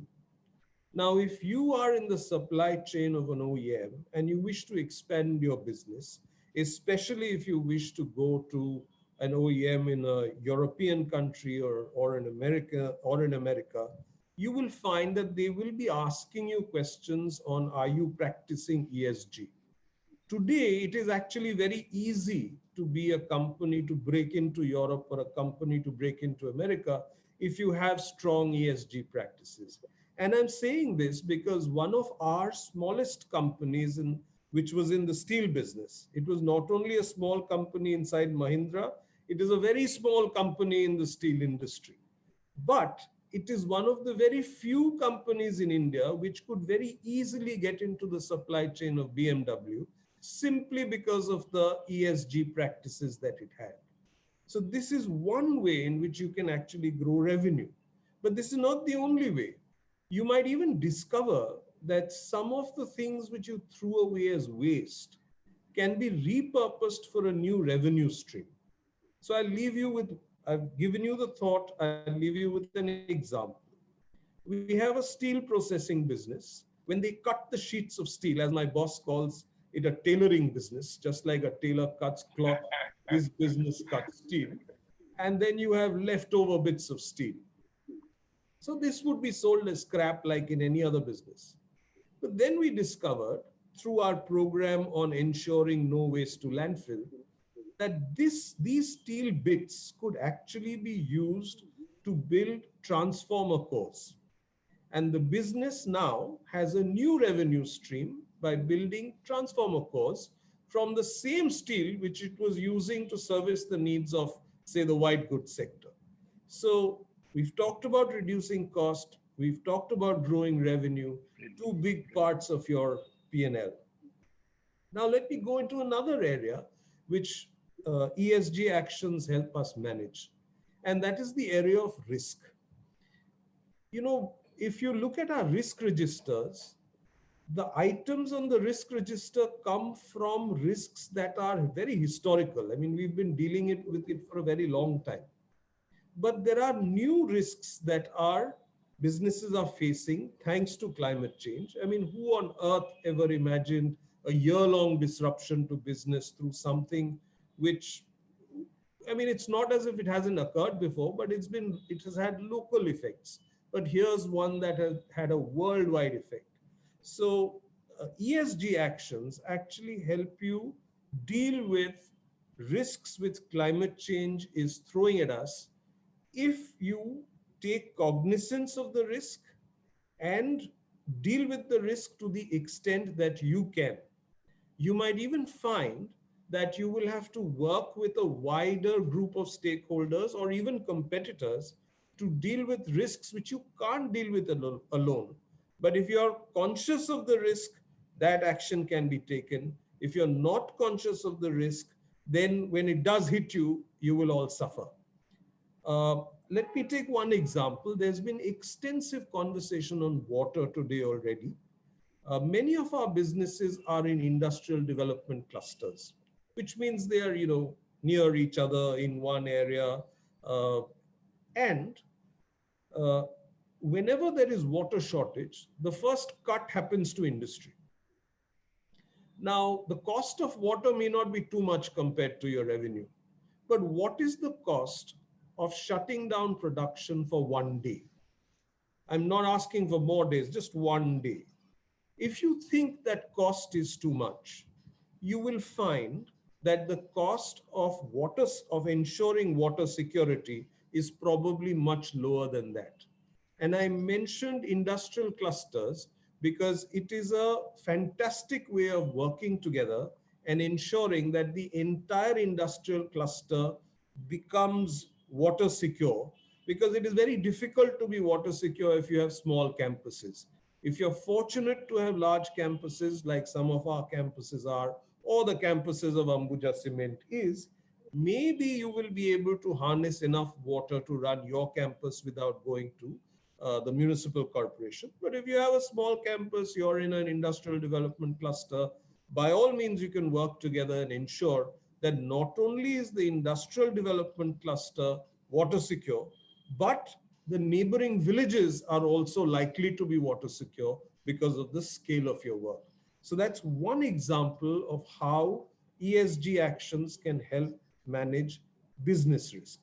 So we've talked about cost, we've talked about revenue, we've talked about risk. I think all of you hire youngsters for your business. When I was a youngster and I was looking for a job, I don't think I was looking at whether the organization was taking strong ESG action or not. But I know that the kids I'm hiring today definitely look at whether the organization is doing responsible business, is addressing issues of ESG, whether it is taking environment seriously, whether it is taking community seriously. So ESG action is often a talent magnet. And you can not only get very good talent, you're also able to retain talent because they are happy to work in an organization which chooses to be responsible when it comes to the society while doing business. And if you do all of this, it does wonders for your reputation, not only amongst the general stakeholders, but especially amongst the investors. Because the investors realize that you are actually addressing issues which will make your business less volatile. You are reducing system costs, you are looking at new sources of diversification of revenue, you are managing climate-related risks, which are the new sources of risk, you are managing talent well, and these are things that investors love. And if they do that, they are likely to give you a little bit of a premium, or likely to give more likely to give you their money than they are to somebody who is not practicing ESG. During these times of COVID, when we are not coming to office, there is a practice we have in the Mahindra Group where senior executives speak to the rest of the organization. And one of the people speaking to us is the head of investor relations just a couple of days ago. And when he was talking about the outreach that we've made to investors during these times, I asked him the question, so did they even listen to your ESG story? Did your ESG story actually help you in attracting the investors being interested in you? And what Amit told us was that, the rest of the story is common for every organization today. Especially if you're a good organization, you will talk about increasing margins, diversification of revenue, and all of that. The differentiator today really is ESG. That's the step up. And that's how our ESG story was giving us far greater traction with our investors than we had expected that it would give us. Now, you may be a member of somebody else's value chain, and you probably have your own supply chain as well. While you are taking all this action, imagine the benefits you would get if your supplier was taking this action as well. And at a very basic level, we all want to drive down costs, and our suppliers have to help us in driving down costs. But ask the question, how will the supplier help you if his costs are not going down? So what if you can take ESG action to your suppliers and help him drive down his costs and therefore help him become more competitive in his ecosystem, and in turn you get the benefits as well. So here are all the benefits, or maybe there are more, but I suppose this is enough to start with. That you can help bring down system costs, become more resilient, manage risk, look at new sources of revenue, create value from waste. We don't look at our electricity bills and we don't see what goes out of our gates and our drains as waste. But if you have somebody look at it and figure out Can we increase more value? I can tell you that even the scrap sales that we were doing, we are realizing 30 to 40% more value. The e-waste we were throwing away, we figured out ways of getting value from that e-waste by going to markets that would give us the value for that e-waste, because they will be able to create their own value from the waste, rather than to go to a general kabadiwala or a general recycler who would just kind of take it away by the weight of the stuff. So these are all the benefits we can get. Now, it's fair to ask the question, what do I do to get these benefits? You've heard some of the answers already. Things in energy efficiency begin with LED lights. If you don't have all LED lights in your office or your factory or your organization, you are burning money. You don't have to. Payback period is less than 8 months. You don't need a CapEx budget. You can do it through revenue budget. If you have motors in your organizations, which are IE1, today there are IE3 motors, which are way more energy efficient. And in a factory, I've learned that most of the energy consumption happens because of the energy used by motors. And today we are in a position in India to get motors which are 30 to 40% more energy efficient. I'm sure you have air conditioners. If your air conditioner is more than 3 years old, you can throw it away, put a new one in, and recover the money in less than a year, or depending on usage, in a year and a half.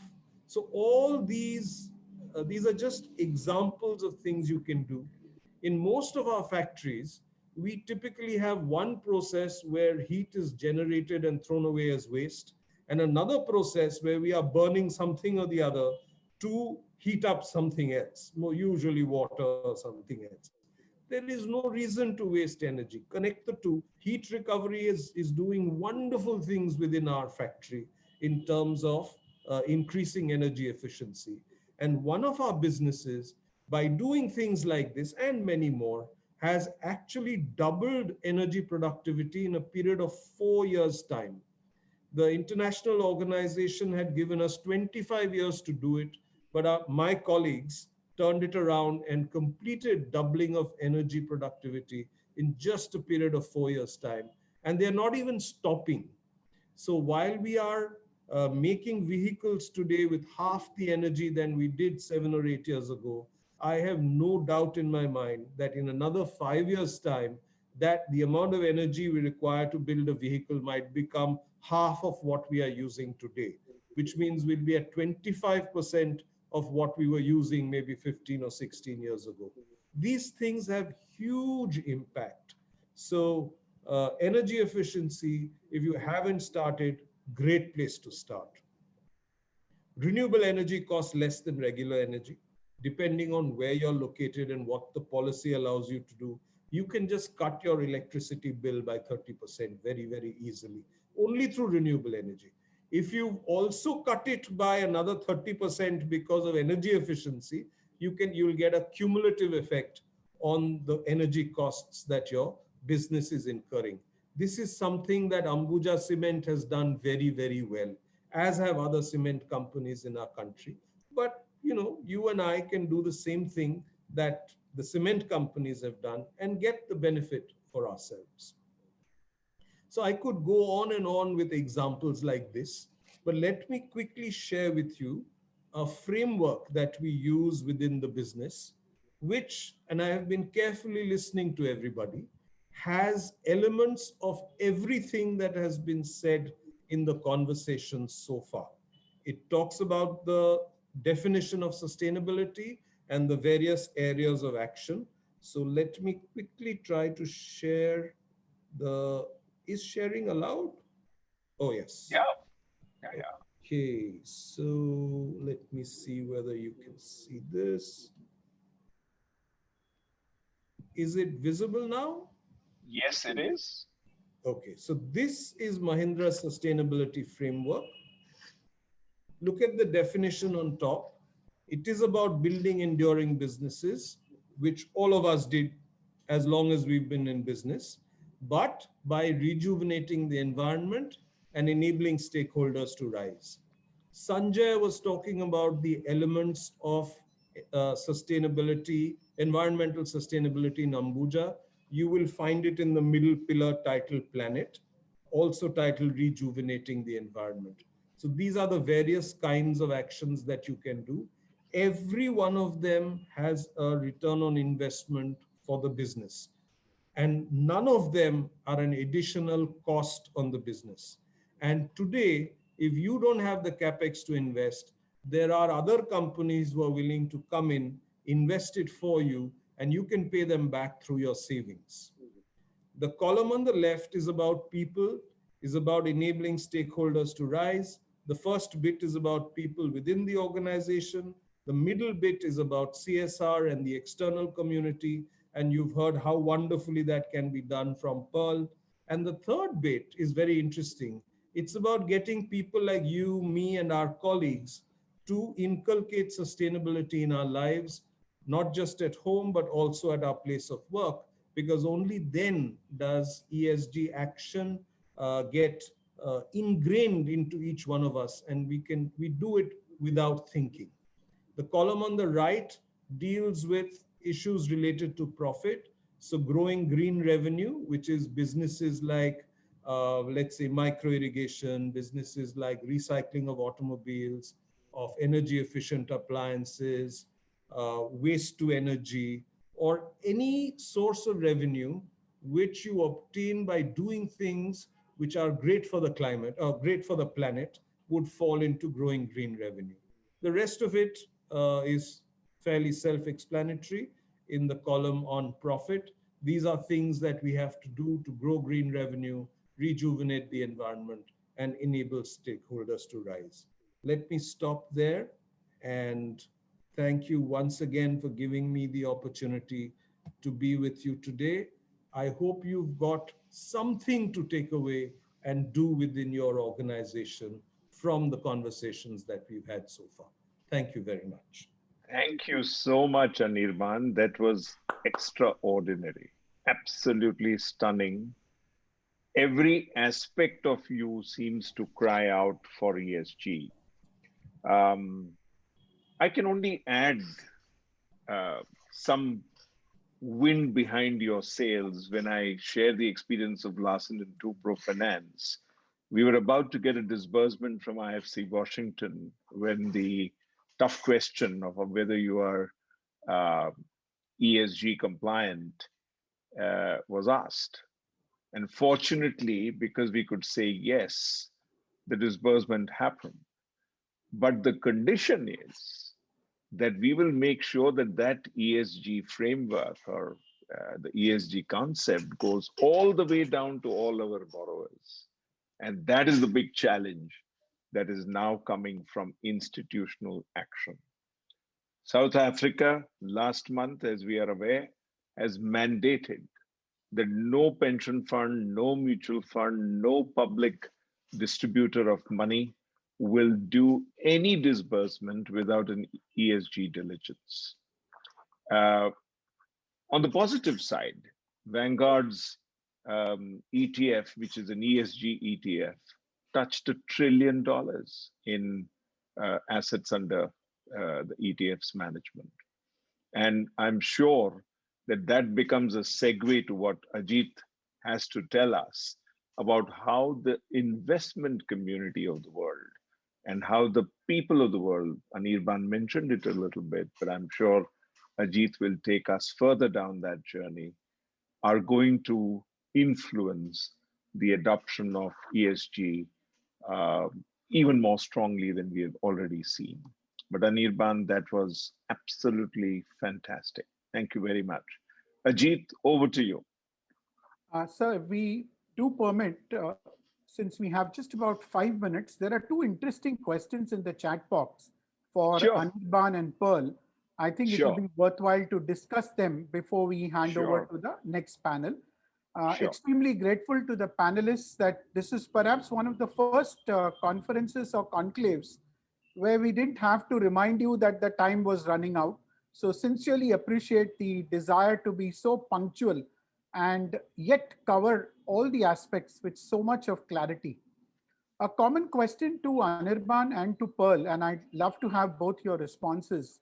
When you try to implement some of these change initiatives in the ESG space, a lot of good work that you've done is in rural India. Did you come across problems of gender biases, male superiority, involving the women in implementing some of these changes? Your experiences would be most useful, sirs. And of course, Pearl. Maybe one of you could start. The Yes, lady please. must go first, right? Okay. Uh, Pearl, Pearl, I just check. her mic needs to be Yeah, unmuted. we'll do that. We'll do that. 1 second. All right, please go ahead. Yeah. So thank you for that question, and I'll stick to my space, and I'm sure which is the work we do in rural India, as the question has been. And of course, I mean, gender biases, gender discrimination, gender, the way we look at it all differently is something that all of us in society experience. So it's not about corporates or rural or any of that. This is really part of our globally, not just in India. And, yes, very often of course, we also work with women and we work on women empowerment as a very big track. But the point is that, very often the mistake that gets made is to think that to work on gender biases is to only empower women.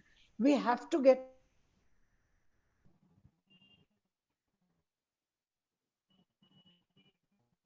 in the committees we form, where today we make sure that whether it's a committee on water or whether it's a committee on agri, as the farmer producer company, we want to see women who are part of that.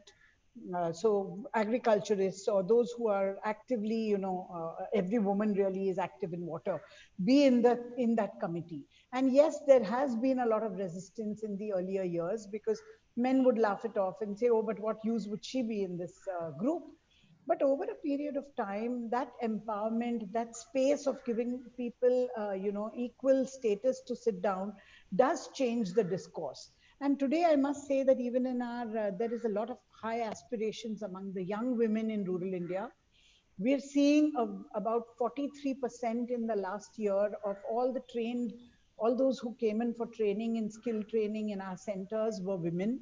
And now they're not coming for doing courses on beauticians. They're coming to become welders. They're coming to become fabricators. They're coming to become entrepreneurs. And we are seeing that shift happen. So yes, when it first starts, whether it is within the company when we talk about something or whether it is outside the fence in the communities, there's always a bit of oddness, I would say, if not necessarily resistance. But that can be met once you just get into the fore and start doing it. But again, I repeat, to change this mindset of gender, we need to have both the men and women talking about it. So I'll stop there and leave it for you to answer, Anirban. You'll have some words of wisdom, I'm sure. No, Paul. You've worked way more with this in rural India than I have.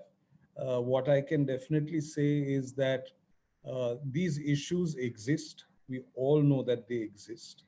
And they probably exist more in rural India, though I'd hesitate to say that, and I'll tell you why. They definitely exist in rural India, and those of us who get a chance to work in rural India get a chance to make a difference.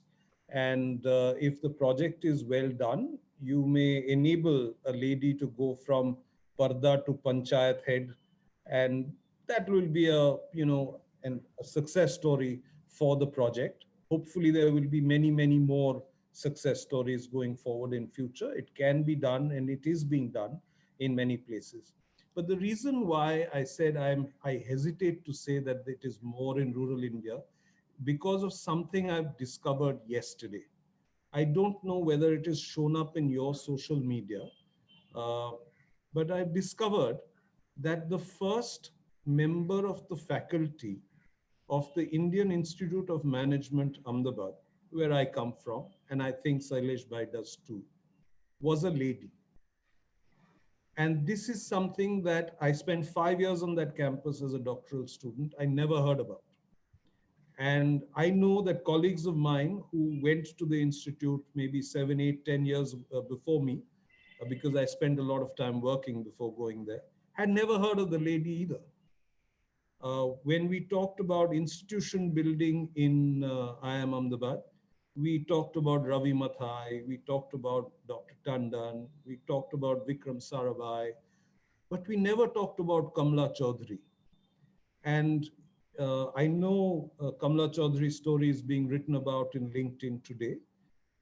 And when I read the story, uh, the, the extent of, what should I say, the opportunities that she was not given, that she was never made the formal director of the institute, though de facto she ran the place as the first faculty of the institute. I mean, that really raises the question on gender issues in our country and whether it is really restricted to rural India or the extent to which do we see it in the highest seat of learning here in our country. So let me leave you with that thought. The fact that these issues exist and that we have to work to kind of help reduce it over time. Thank you so much. That was indeed very, very enlightening from both of you. It's rightly said sometimes that we need to pause when good things are flowing endlessly so that we can move on to something equally important. Thank you so much, Pearl, Sanjay, and Anirban, for the straight from the heart sharing of all your experiences. I think the fact that you all have done wonderful work made it so very easy to showcase it and share it with all of us. Truly inspirational for every one of us who was present here this evening as part of your session. For those of you who might have missed this wonderful session, because I can still see people coming in, a couple of days later, you can reach out to the BMA YouTube channel and you will find all these videos of the experience sharing available there for your wisdom at some given point in time. On that note, we move to the next panel discussion. Thank you once again, everybody, for your punctuality. Sincerely appreciate the fact that unlike corporates, they always say meetings start on time, but God knows when they end. But I think here was a lovely demonstration of something which started on time and also did punctually hand over the baton to the next session. For the next session, we are looking at the macro issues. And we have three people who have gone beyond the corporate ethos to look at ESG on a macro national platform. I'm delighted to welcome in our midst three gentlemen for this panel, Mr. Ajit Dayal, Ashok Sharma, and Satish Pradhan. Let me take the courage to introduce you to them very briefly, because all of them are icons in the kind of work that they have been doing over the years. Quantum Advisors was something Ajit Dayal conceived about 30 years ago, and even today continues to be one of the most respected organizations when it comes to investment advisory. But that was not all. Looking at how one must contribute to society and everyone must do, in the words of Ajit, was born helpyourngo.com, which is an institution that connects NGOs onto supporters to ensure that the really deserving people get the benefit of aid which is available. An alumnus of the prestigious Jai Hind College in Amchi, Mumbai, however, went on to do his MBA in North Carolina, where some of these dreams took shape. Thank you, Mr. Dayal, for your presence here this evening. We look forward to listen to you and pick up some pearls of wisdom. Introducing Satish Pradhan is a little difficult for me because he is a very senior HR professional from the Tata Institute of Social Sciences, of which even I am an alumnus of, and continues to serve on the board of governors of TISS as advisor for so many years. A stalwart in the field of human resources, often called the Bhishma Pitamaha of the human resource fraternity, continued in several boards of Tata still very recently. And now in his most passionate second innings, focuses all his time and energy on issues related to conservation, sustainability, wildlife protection, and is on several boards of some such organizations. Thank you, Satish, for being with us right from the beginning. Your presence itself is so inspiring to the theme of this entire conclave. Introducing Ashok Sharma ji is like introducing a member of the family, a past president of the Bombay Management Association, someone with over 4 decades of corporate experience, specializing in the areas of materials, logistics, and its applications. Respected as one of the founding members of the Institute of Materials Management, continues to be a thought leader in the area of environment and sustainability and how businesses should concentrate on this as their most important priority. A person who's always approaches, encourages us. Thank you so much, Sharmaji, for being part of this panel with us this evening. And may I hand over to Shailesh Bhai to take the proceedings further. Thank you, Professor Mani, for that exceptionally wonderful introduction of our wonderful panel. I have already created the segue for Ajit, so without much further ado, let me request him to give us the benefit of his knowledge. Thank Ajit? you, Shailesh Bhai. Thank you, Shailesh Bhai. Thank you, Professor Mani, and thanks to everyone for being here. I'm going to share my screen. I want to run through a couple of very quick slides because we've heard about ESG and we're kind of wondering, is this going to allow you to make money or just keep the planet alive in case that's not enough for everyone? So let's see if we can actually make money from this ESG stuff, right? So going back a bit in history, there's a bunch of disclaimers there, too short print to read, but we're not trying to market anything. So Subbu and I have worked together, as Shailesh very kindly introduced us, as Professor Mani did, to ensure that we build something in quantum which is not only helping our investors, but trying to help society as a whole and trying to encourage good processes within the corporate world. And I remember 2 years before I started Quantum, I was working for Mr. Ashok Birla, and we had a guest from South Africa, and he asked me, young man, I was young then, what would you like to do? And I said, one day, I want to set up an investment management firm. And he said, I have one bit of advice for you. If you shake someone's hand and you don't get 5 fingers back, don't shake their hands again. I.e., if you invest in something which doesn't make sense, and Manmohan Singh said this in a very big interview, which Mr. Samir Jain's publication, The Economic Times, carried in July 1991, he said, investment is an act of faith. Okay, very important quote. And all these quotes, shaking your hands, act of faith, really focused on the governance aspect. That if a minority shareholder comes into a publicly listed company set up by a promoter, by a founder, how are they going to treat that external minority shareholder? And, things have obviously evolved dramatically since then. Every day since then, so that's why ESG came in. We talk about what's happening to the company's employees, to society at a larger aspect, and of course to the environment and the planet's survival in the largest framework of things, in some sense. And it's now become very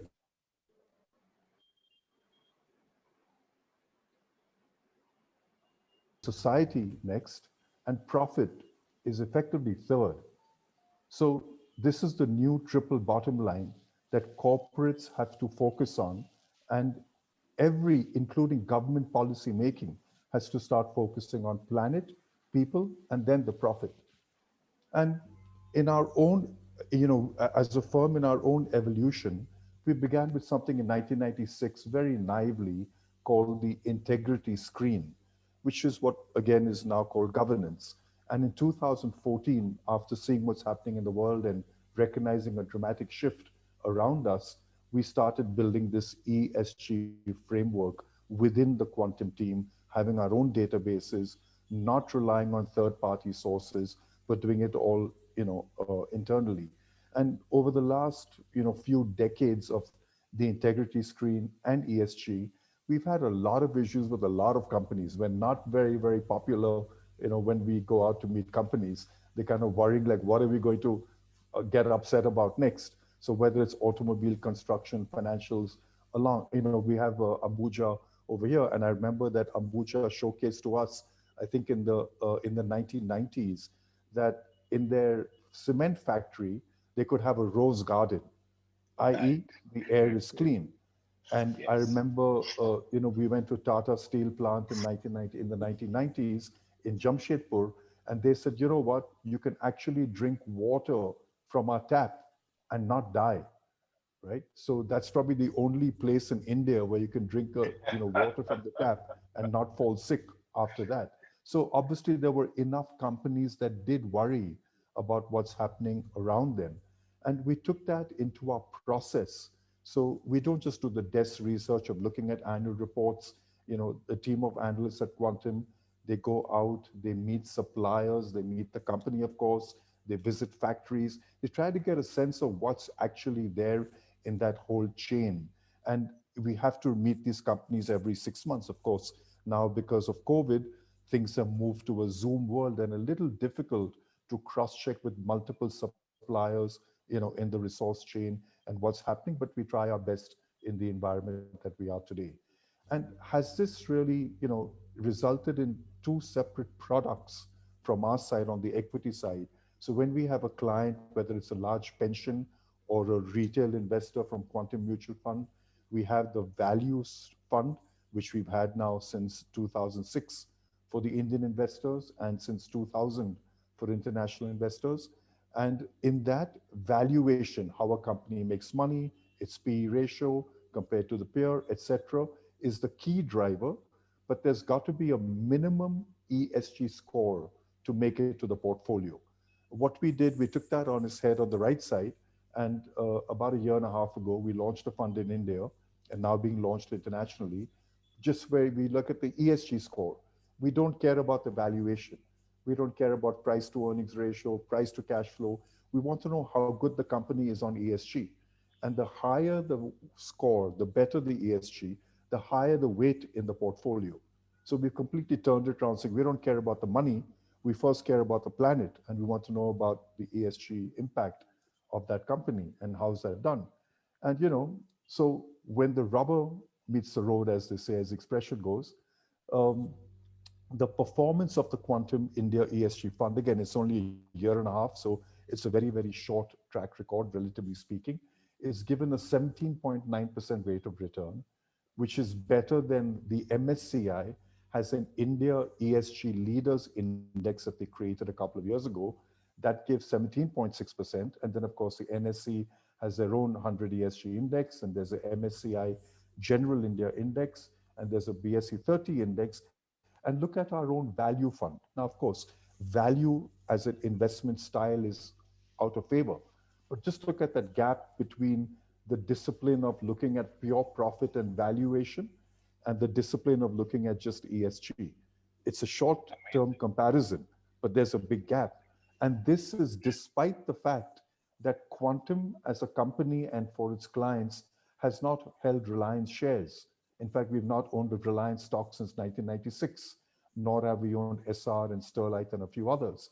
And that Reliance share in this same time period has gone up at 36% as a stock. And its weight in the MSCI, our basic comparison, MSCI India ESG Leaders Fund, is roughly 20%. So it's got a huge influence in how the MSCI India ESG Fund performed. And we don't own it, and we've still done better, right? And this, of course, we've held about average cash because we're investing the portfolio in these choppy times. So it does pay, as we've seen, it does pay to focus on outcome of ESG or estimated outcome of ESG to go ahead. And I use the word estimate because, nothing that we say is necessarily accurate. Beauty, value, ESG all lie in the eye of the beholder, right? We may not like a certain company and may not buy the stock, but in someone else's criteria, it may fit in. So for example, I gave the example of Reliance, that some others may feel Reliance is worth buying and we may feel it's not. So it's not a science, it's getting there. We've got different measurement standards. Shailesh will know from his own experience that it took a long time to get financial standards around the world to equalize. Even within India, I remember in the 1990s, depreciation used by ACC for their cement and depreciation used by Gujarat Ambuja for their cement plants was different. Of course, now they merged into one entity, but there's been a standardization of reporting in a very, very similar way. There will be standardization of ESG reporting and scoring. It'll take a couple of years, but it will get there. And I think the other important point to remember is that as the world and including India focuses on cleaning up the environment, there is this, thing about who's going to pay and at what cost. So if you go back to the industrial revolution of the 1770s, so over the last 200 and 50 years, we basically have a situation where the developed world, the US and Western Europe and Japan by and large, have accounted for 90% of all greenhouse gases ever emitted in the world. And India's share is only 3%. So is it right to tell an Indian, hey, don't buy a car, don't buy a scooter because they burn diesel and fuel and that's bad, start using bicycles, when the rest of the world has for decades enjoyed those luxuries? They've messed up the world, they've messing up the planet, and now they're telling us to care about our development. So I don't buy the argument, but that is a real discussion that people need to have. How does India, Africa, Indonesia, how do we all develop and consume without being blatantly bad consumers and hurting the world? That is a challenge, out there. So let me just talk a bit about, we've spoken about what the corporates can do. Let me talk about how the mutual fund industry can help with SDG, which has those 17 Sustainable Development Goals, and what was mentioned was with help with NGO. So we built this database of NGOs, and we actually track them like a research analyst would track a stock. So with a lot of rigor around it. And the database has 650, 700 NGOs. And if there's some NGO that you want us to analyze, send it to Helper NGO, they'll analyze it for free. And the idea was to bring transparency in the system. And the idea was also now to start classifying the NGOs based on the SDG outcome. So we built this SMILE unit, which basically says that you can invest in the quantum mutual funds in India, and you have the dividend unit, you have the growth unit, you also have a SMILE unit. The SMILE unit is similar to what the Harvard endowment or the Yale endowment or any endowment in the world has done, which is collect a corpus of money and use the proceeds of that corpus through investments to further the cause. Now imagine Harvard University has an endowment of $35 billion. Every year, on average, they earn a profit of roughly roughly 2.5, 3 billion US dollars, 6, 7, 8%. Now, if you're Harvard University as the president, your total expenditure to run the university is close to $4 billion a year. But every single year, you're going to get a check of 2.5 or 3 billion from the Harvard endowment. Now, imagine if you were a small NGO doing good work and doing great service of all kinds for the SDG 17 goals. And you had, for example, a 10 lakh, 20 lakh budget. But if you knew that from the mutual funds SMILE units, your NGO was ticked and you were going to get a benefit. So what we've taken is that 10% appreciation or that corpus value is given to the NGOs of your choice. And at the end of the day, what Helper NGO does is make sure you get all your Section 80D, ATG certificates, you get a report on how the money is used, you get analysis of how the money is used, etc. We were really hoping that the mutual fund industry, because Quantum is a very small mutual fund, we'd love it if HDFC Mutual Fund and the Birlas and the Mahindras and ICICI and State Bank and UTI, they should be adopting this. Give the individual the choice to say, I've got the dividend unit for myself, I've got the growth unit for my children, and I've got the SMILE unit to give to society. To even 1,000 rupees, 5,000 rupees, 10,000 rupees. Our estimate is that tens of thousands of crores could be generated for different NGOs who can just plug and play into the system. There's no need to create a special stock exchange, which is what they're trying to do. It's already there. The mechanisms exist. Sadly, it's not been taken up. To just run through one quick example, if you put in 100 rupees on the top left into a smile unit for the quantum mutual fund, assuming on the right, top right, it goes up by 10%. So the values now become 110. You take that 11 rupees, and that 11 rupees finds its way to the NGO system, of which helper NGO will charge 5% or whatever. So you get 10.45 goes out, and the money is still there. Exactly what Harvard University does, exactly what Yale, Princeton, all these guys do, exactly what the Norwegian Sovereign Fund does, or Temasek does, or GIC does. The structures are there, but the desire of corporates to move in that direction, of the fund industry to move in that direction, is not there. But I loved the talk by Mr. Gopichand earlier today, and I remember the words that he said, keep the kid in me alive. And you think about it, children are born with innocence and they're born with energy. And as we grow up, we have all these layers of rubbish that we have. And I think it's up to all of us as individuals, as corporate leaders, as corporate citizens, to keep that kid in us alive, to keep that innocence alive. And when you do that, you work with joy. And as he correctly said, he never worked a day in his life, because you're doing something with great joy. Then you're not working. So thank you very much, Mr. Gopichand. That was very inspirational. And I really hope that badminton under you and badminton players under you earn even more than a successful cricket player does one of these days. Thank you. Fantastic, Rajiv. That was completely dazzling. I think you have really given total meaning to why ESG is a must to adopt. Thank you for that. That was just simply fantastic. Thank you. Satish Bhai, I'm looking forward to listening to you. I have the deepest respect for you, and I've not had the chance of spending any time with you, but I hope to convert that deficiency into an advantage later. So please give us the benefit of your thoughts, Satish Bhai. Thank you, Shailesh.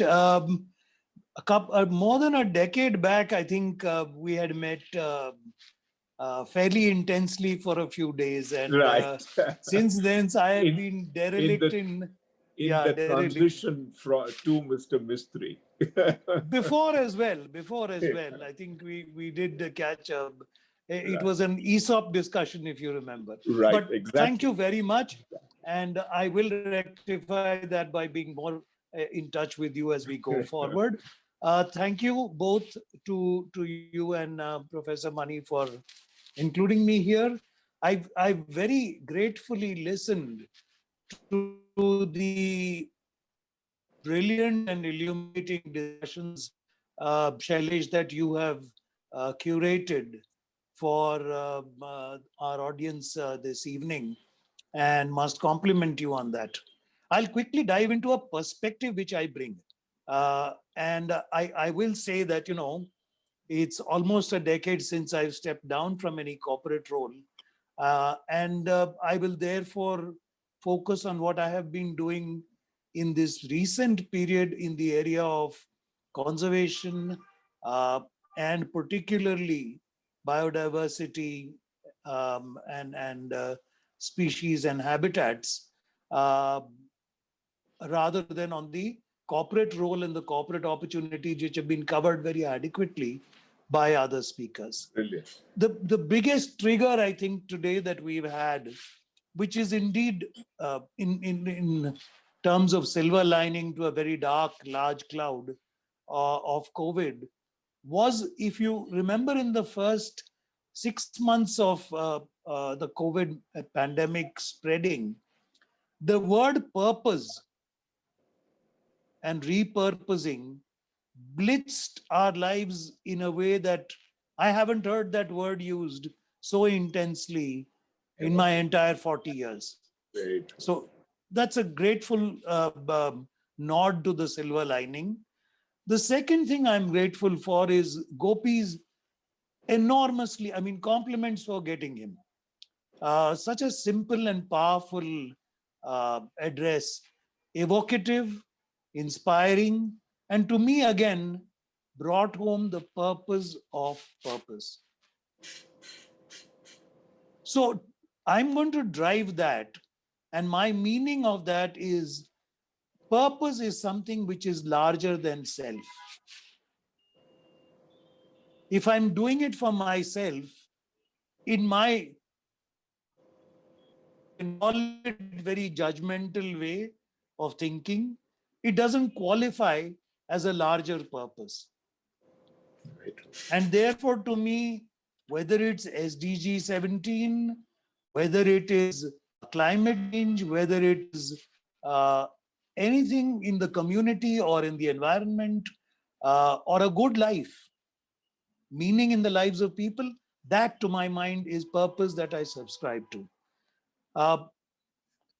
We've heard a lot about a lot of the business side of conservation and environment, and I think we would be derelict in our discussion if we didn't look at a segment which deals with the environment and with governance.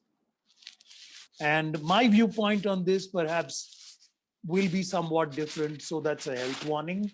And I will strive to finish what I have to say in less than 10 minutes. So environment and governance takes us into the world of a state policy at the highest level to talk about what does environment mean for the highest levels of policy making in a country, a nation state, or even at a multilateral level of a planet. It is a path littered with controversy, disagreements, as much as blessed with a few areas of serious agreement based on which some progress has been made. The second part of this is in a nation state or in a multilateral level, laws, agreements, understanding, regulations, rules, practices, actions that governments or individual regulators and administrators take. That is one universe of how this all is made to happen and framed to be required. Yeah. I'd break that into 5 parts. I'm not going to spend a great deal of time, but drawing attention beyond the world of economic profit and business entities and investors and investments and shareholders to a little larger perspective. So there are the first, and this is not exhaustive or it's a framework that I use to help my thinking. Development projects, these are intended to use public monies for public good. And that itself raises the question, does environment, climate change, related issues, species conservation, habitat conservation, does it constitute public good as much as the economic benefits of a linear project or a development project? The second one, which I would talk about, which we're all very familiar with in industry, is pollution, emission, effluents, energy consumption, efficiencies, etc., which is what I call system, Anirban also called systems costs, related largely to manufacturing or production. And that's an area in which I would say what Anirban said about RISE, laudable, not completely satisfied with that, miles to go, and I'm sure Anirban would be the first to agree. We've just begun a journey which is miles and miles for us to keep pursuing, and the journey itself is the end. So that's the second area. The third is the product area, and there's a reference to plastic which was made. And I'm saying the product area is cars, washing machines, anything that we make. And to me, the one area of neglected responsibility is end of life liability. After a car has finished its useful life, what happens to all of it and different elements, heavy metal, light metal, rubber, plastic, uh, you know, whatever might be in it? What's happening to electronic waste today? The notion of end of life liability of a product is an important area in that third universe, which I think bears thought. Uh, the fifth area that I was going to talk about was urbanization, and the cement companies are important contributors to this benefit as well as this bane. Covering large spaces of human habitation areas, which are increasingly becoming disproportionate to the total land and water surface that we have on our nation state's map and ground, with a icing of, bad word, of cement, concrete, or layering such that it is impermeable, such that it is not recharging the groundwater as a first ailment. And secondly, it is pushing the good of the earth and the planet back into the earth in an unproductive way.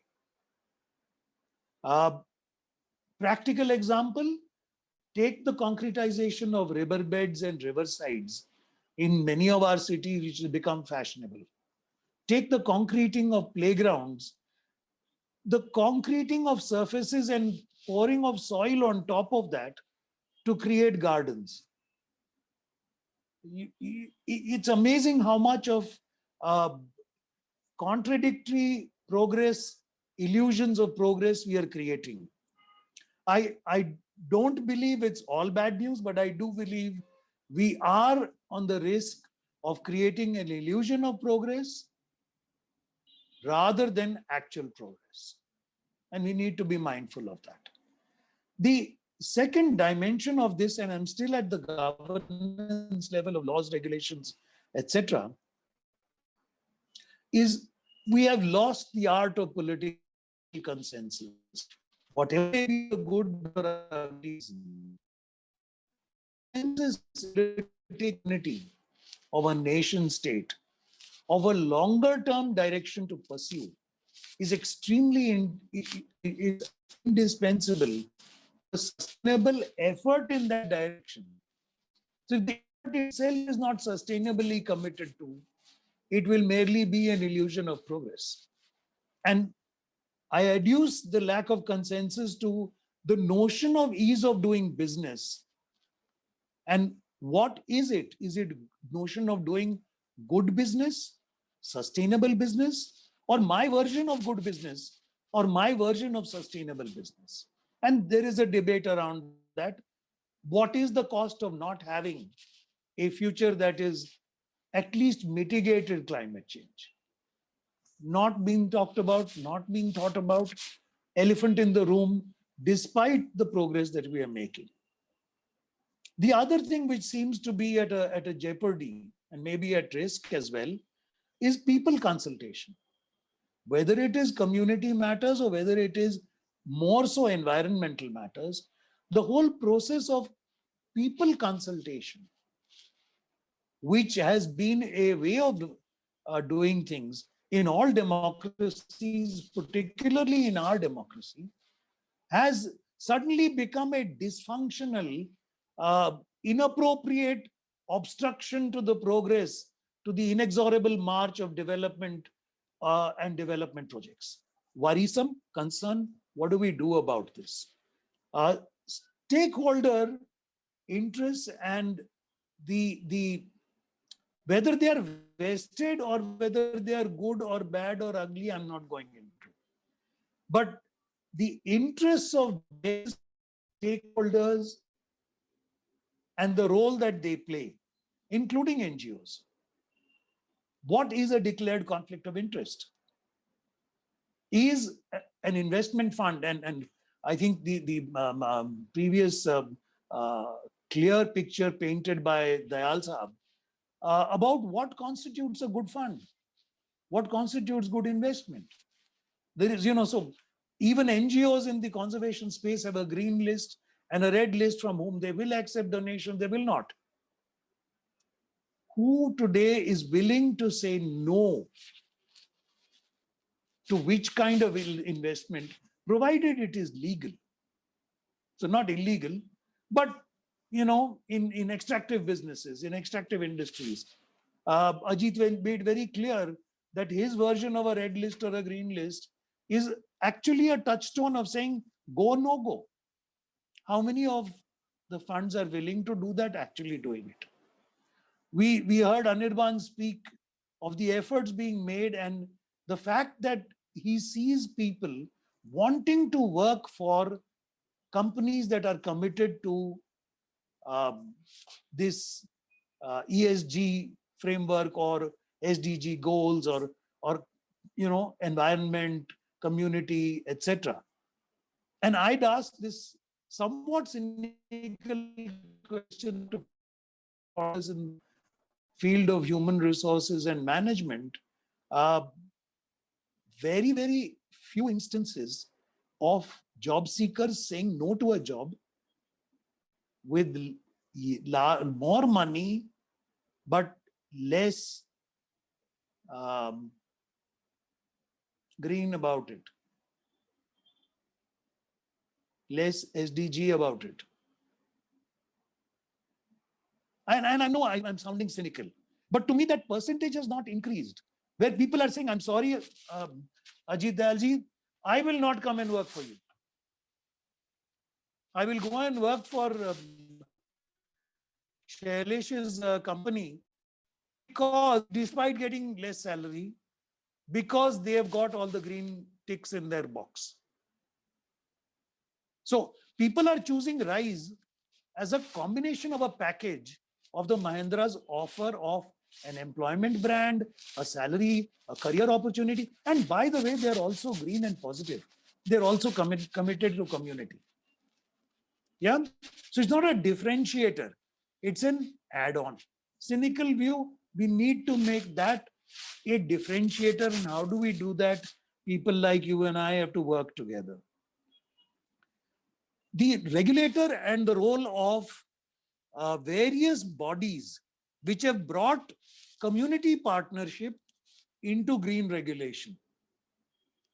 The NGT, the wildlife boards, the various committees on coastal zone regulation, on pollution control boards, and the kind of community involvement of volunteer expert involvement, non-government agencies and people who would play an independent role. This again is something which we need to be mindful and watchful of. Because if this balance in a democracy is tilted or tilts in a redefined way,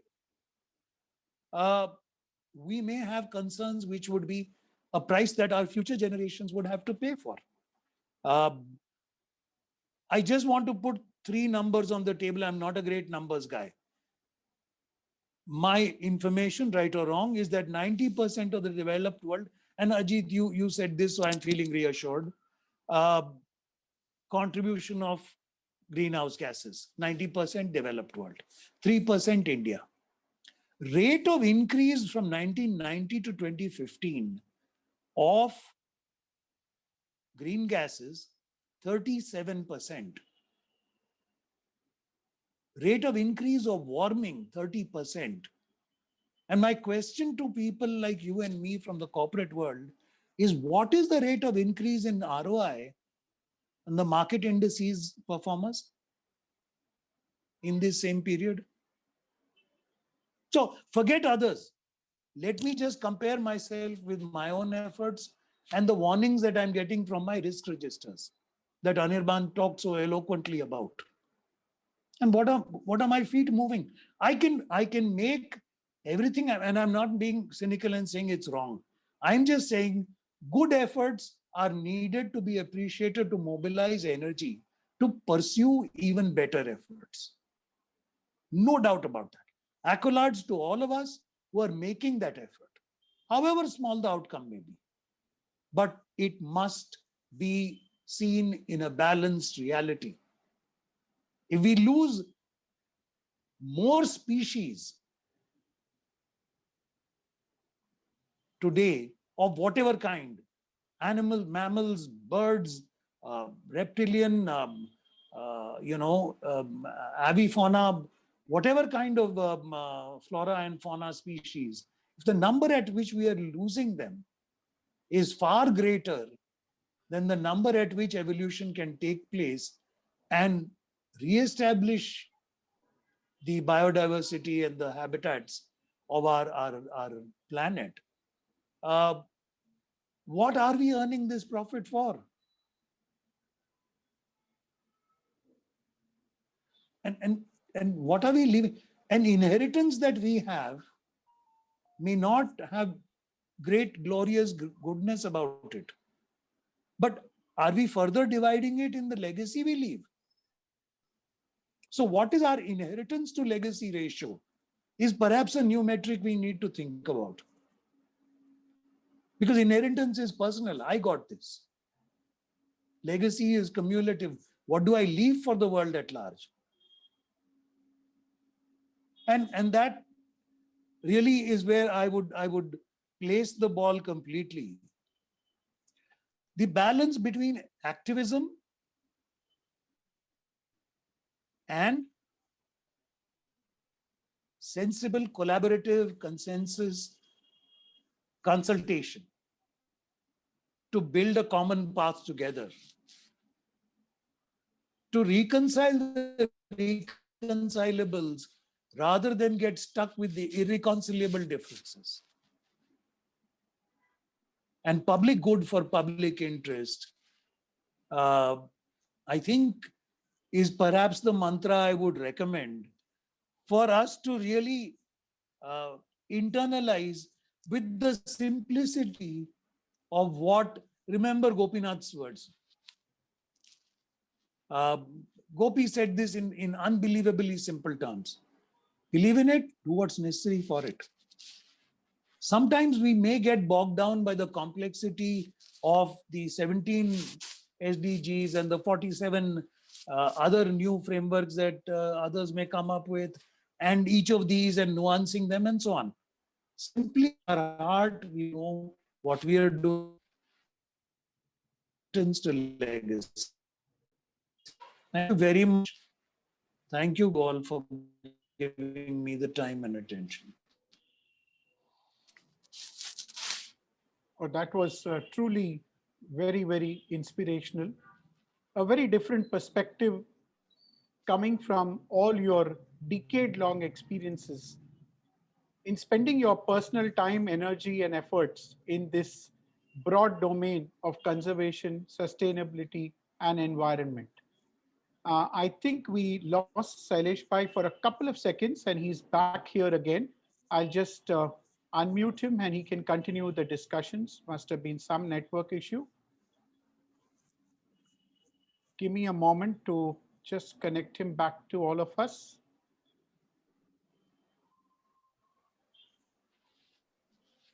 Yes, Professor Mani, can you hear me now? Perfect, sir. Please go ahead. Okay. No, this was a fascinating discussion. I mean, Satish Bhai's idea of end-of-life liability, his idea of ease of doing business, which needs to convert truly into ease of living.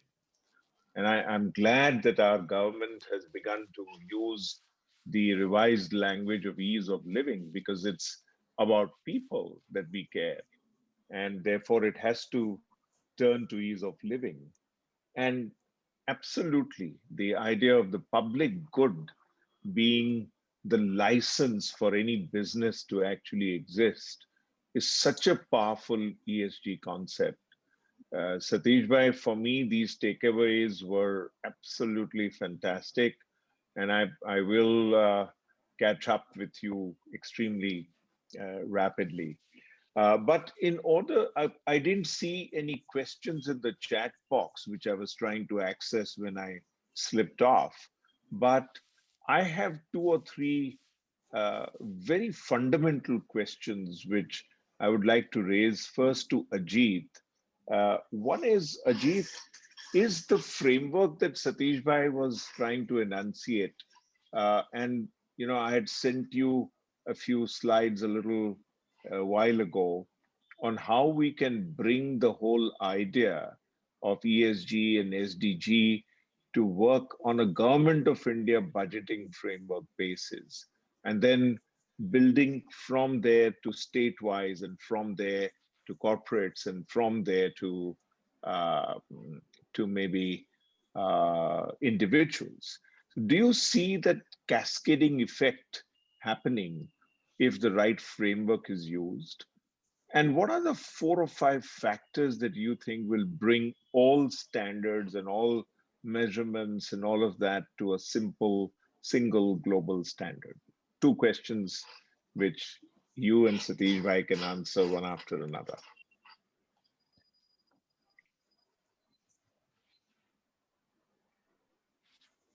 So just unmute Ajit, you yourself. need to Yeah, thank you. unmute. I know, I'm now unmuted, so I've been Yes. unmuted. Thank Yeah. you.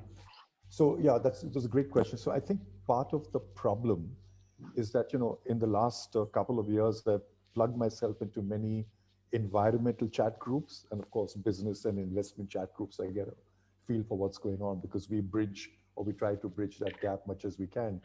And I think that in the last few years, the environmentalists are at war with governments across India, state or federal or city. You know, whether it's building out things in North India, in Delhi, or whether it's doing something in Goa, or whether it's doing something in Bombay. We've got the coastal road being built right out there in Bombay. And at every level, the environmentalists believe, including with the amendments that have happened recently to the Environmental Act, that the environment is being sacrificed for development. So at one hand, you've got a government of India, which very proudly and very rightfully so, is happy that they've signed up with the Paris Climate Accord. And at the other hand, you've got the actions which are not quite that balance that I discussed or we've been discussing about how do you get development right, and how do you get development right in a way that, as Satish very elegantly put it, that you leave behind a legacy.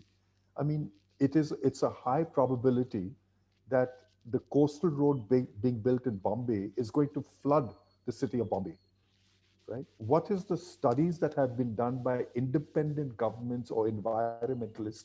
What is the contractor L&T? I wrote an article on this.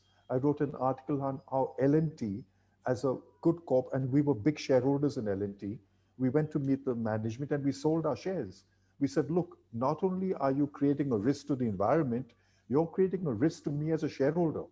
We gave the example of Vale in Brazil, which had built a dam to keep iron ore sludge. The dam collapsed. Vale's stock price collapsed by 25% in 1 week. So yes, there was an environmental problem. There was a human problem. 290 people lost their lives in that complete sludge kind of burst through the dam and wiped out villages. And we said it also wiped out market cap.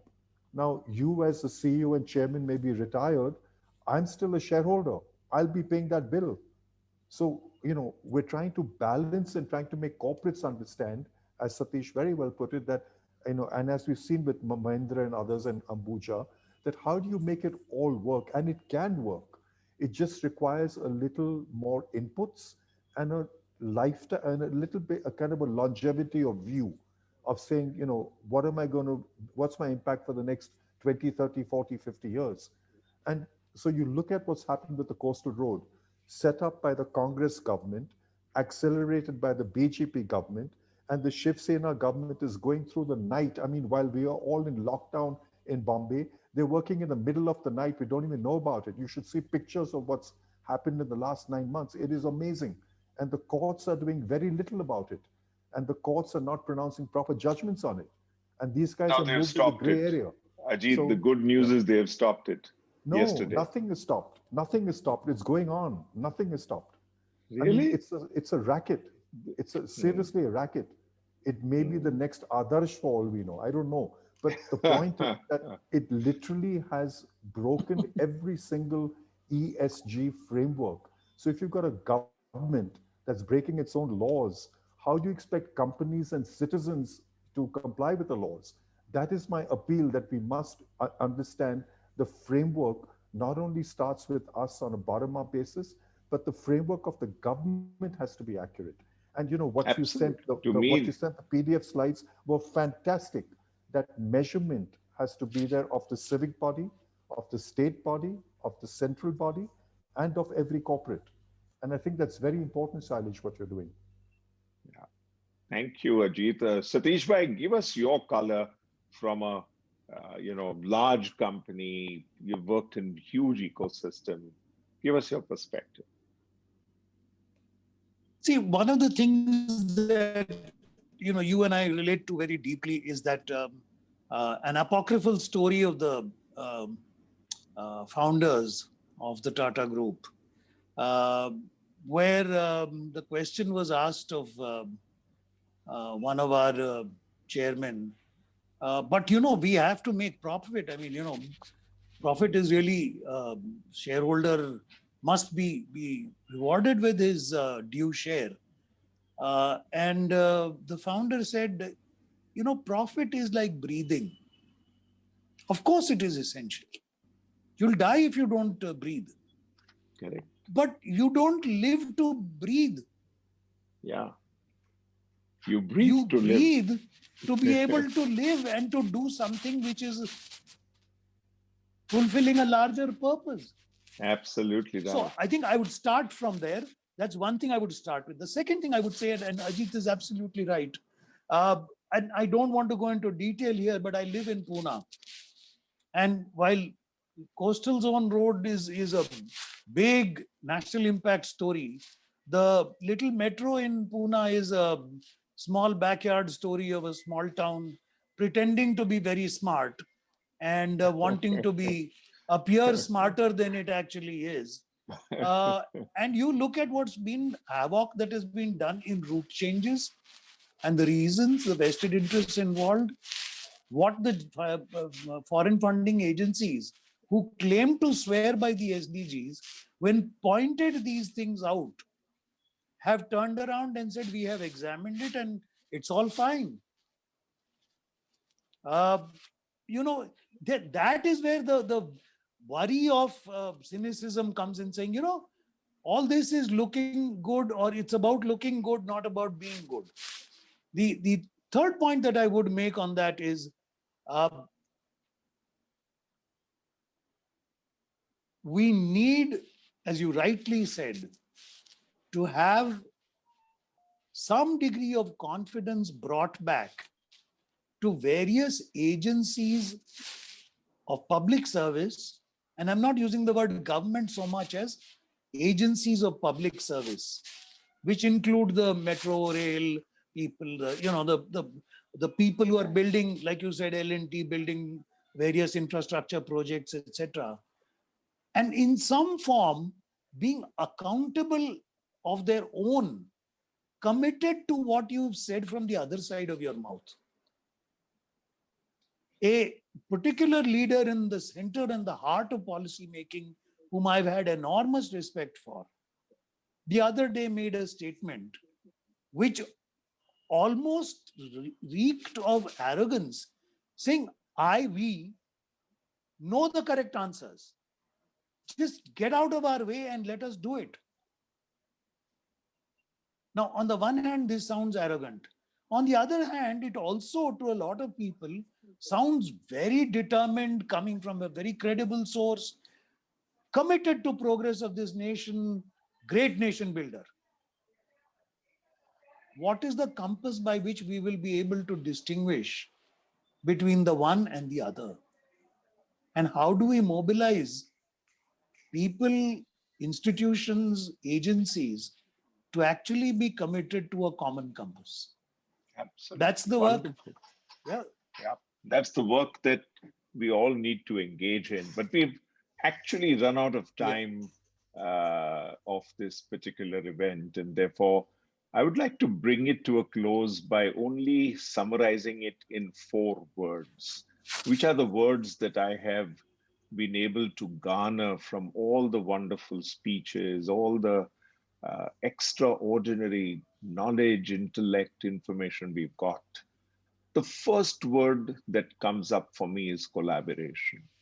And that's what we were just discussing. It's so important that we actually get it. It is so important that the entire institutions, the frameworks, and that's your SDG 17, which forces us to think about in a foundational way, how do we get that justice, peace, respect for institutions, and the collaboration? SDGs 16 and 17 both talk about it. They are foundational. And I would say that that's something that I have learned through COVID. Second is the word decentralization. And some of you use the word inclusion, but decentralization is so critical. In a world that is going to be working from home, even post-COVID, if you don't have decentralization, you don't have trust, you don't have the ability to make sure that people will do what they are supposed to do, because they want to exploit their own potential, bring it out. So that's the second word which is very powerful for me, decentralization. The third word which is very important is simplicity. Why do we have all this complexity? Multiple frameworks, multiple devices. I thought today's event brought us home that it is the simple things that you can do. Change your motors, make them run better, use waste heat recovery, use renewable power when you can, make sure that you don't waste water, make sure that you can gather the water, raise the water table. I mean, these are intuitively simple, powerful, very implementation worthy ideas which have come up. But finally, the crowning word is personalization. Because what we need to do is make sure that we cater to the needs and requirements of each person who's alive, the whole human race. Unless you can encompass the whole race, and not why just the human race, the species. I mean, when you talk about biodiversity and you talk about all of these things, I think it's important for us to make sure that we can focus on each species. And to me, that is where the ESG message actually goes down. And I'm personally extremely happy that we have people like all those who were on this panel who are driving this whole idea forward. And I hope that BMA becomes a center for thought leadership on this particular theme. And we are able to make a huge, vital difference to the planet the only planet we have. Ajit had it as a byline, which I read, the ET, and the fact that there's no plan B, except that Elon Musk and Jeff Bezos are spending $2 billion each every year to see if they can migrate a portion of the population of the world to Mars or somewhere. But other than that, there doesn't seem to be a plan B. And therefore, we better work on plan A and make sure that through our efforts, we don't allow the planet to become uninhabitable. Thank you very much. Professor Mani, over to you.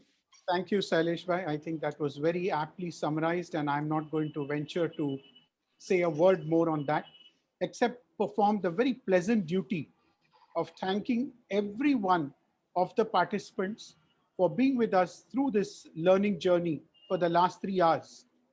As they rightly say, in the digital space, coming into a learning session and moving out can be as simple and as innocuous. We started with as high as 238 participants, and we still have less than 100 with us, just confirming that people have indeed found a lot of the learning invaluable. Thank you, Shailesh Bhai, for orchestrating this whole event. A special mention of thanks to Bajaj Electricals for having sponsored this event for the Bombay Management Association. Every one of you distinguished speakers who found the time to be with us as part of this learning journey. A special mention of gratitude to Shailesh Bhai in his avatar as our past president too, Dr. P.V. Ramana, who helped us reach out to Pullela Gopichand, who most of you agree was the right person to set the ball rolling.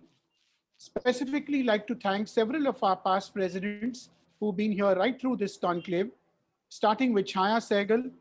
We had Mr. Mohan, MD Agarwal, Ernest Fernandez, Indrapal Singh, Ashok Sharma ji was of course the speaker. Thank you so much. Your presence here really motivates us to do as much more that we can to continue this learning journey of BMA. A special mention of my colleagues in the executive committee, Chintan Oza, RSR Murthy, Rajesh Sharma, for also being here during this session. Lakshmi, Oindrila, and Supriya from the Secretariat have worked endlessly for the last 6 weeks, taking care of all the nitty-gritties of this event. And I'd like to thank them from the bottom of my heart to ensure that we had a smooth ride today. Thank you everyone for being as punctual as we could, because that's, I think, a very good discipline for any one of us to follow. As they rightly say, and it was summarized so well, let's start with the simple things first, the rest will follow automatically. Keeping in mind our BMA Parampara, let us have a group photograph this evening of all of us who are present to serve as a memory of the good times that we spent together in the ESG Conclave of the Bombay Management Association. May I request everybody, please put on your cameras so that we can capture this moment, smiling away that we have indeed learned something which can make a significant difference to our own lives and that to the planet at large. 2 minutes for everybody to put on your videos. You can get ready if you wish. We'll give you that 1 minute extra. And I'd like to also particularly thank Mr. Sameer Jain for finding time out of his very busy schedule at the request of Shailesh Bhai, who had invited him to be here with us as part of this journey. It was indeed very, very honorable for us to have a person of your stature attending this conclave. Everyone, videos on, please. Otherwise, we'll only capture your names. And I think that's not a very interesting thing to happen. May I also share with you the next 2 events that are slated for this calendar year for the Bombay Management Association. Coming Wednesday, that is 23rd, we have Dr. Ajit Ranade, who is the president with Aditya Birla Group and also the chief economic officer of that group, will be talking to us on what is the resurgence that India is perhaps going to see in 2021. And 30th December, to conclude our Wednesday Wisdoms webinar for this calendar year, we have the Guru of HRD, Dr. T.V. Rao, who will be talking to us on his vision of human resources as they would pan out next year. Of course, let's not forget, next Friday is Christmas. So for a change, we are not going to have a webinar, but we are going to have a very special music program. And this music program will have artists who are actually not performing artists, but are doctors, architects, they are chartered accountants, and they pursue music as a hobby.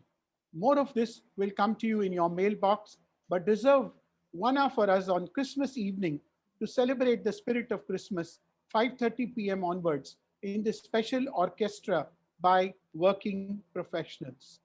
I'm sure Lakshmi, Oindrila, and Supriya have almost covered the 4 screens that we have here. Please keep smiling. It improves your face value, as someone rightly said. And we wait for the pictures to be completed. May I request Shailesh Bhai to please have the last word as we wrap up for this evening. Over to you, Shailesh Bhai. No, I just want to say a very special thanks to you, Professor Mani, for really giving your heart, soul, effort, involvement, commitment, everything to make BMA the great organization that we all believe can be the thought leader in this space.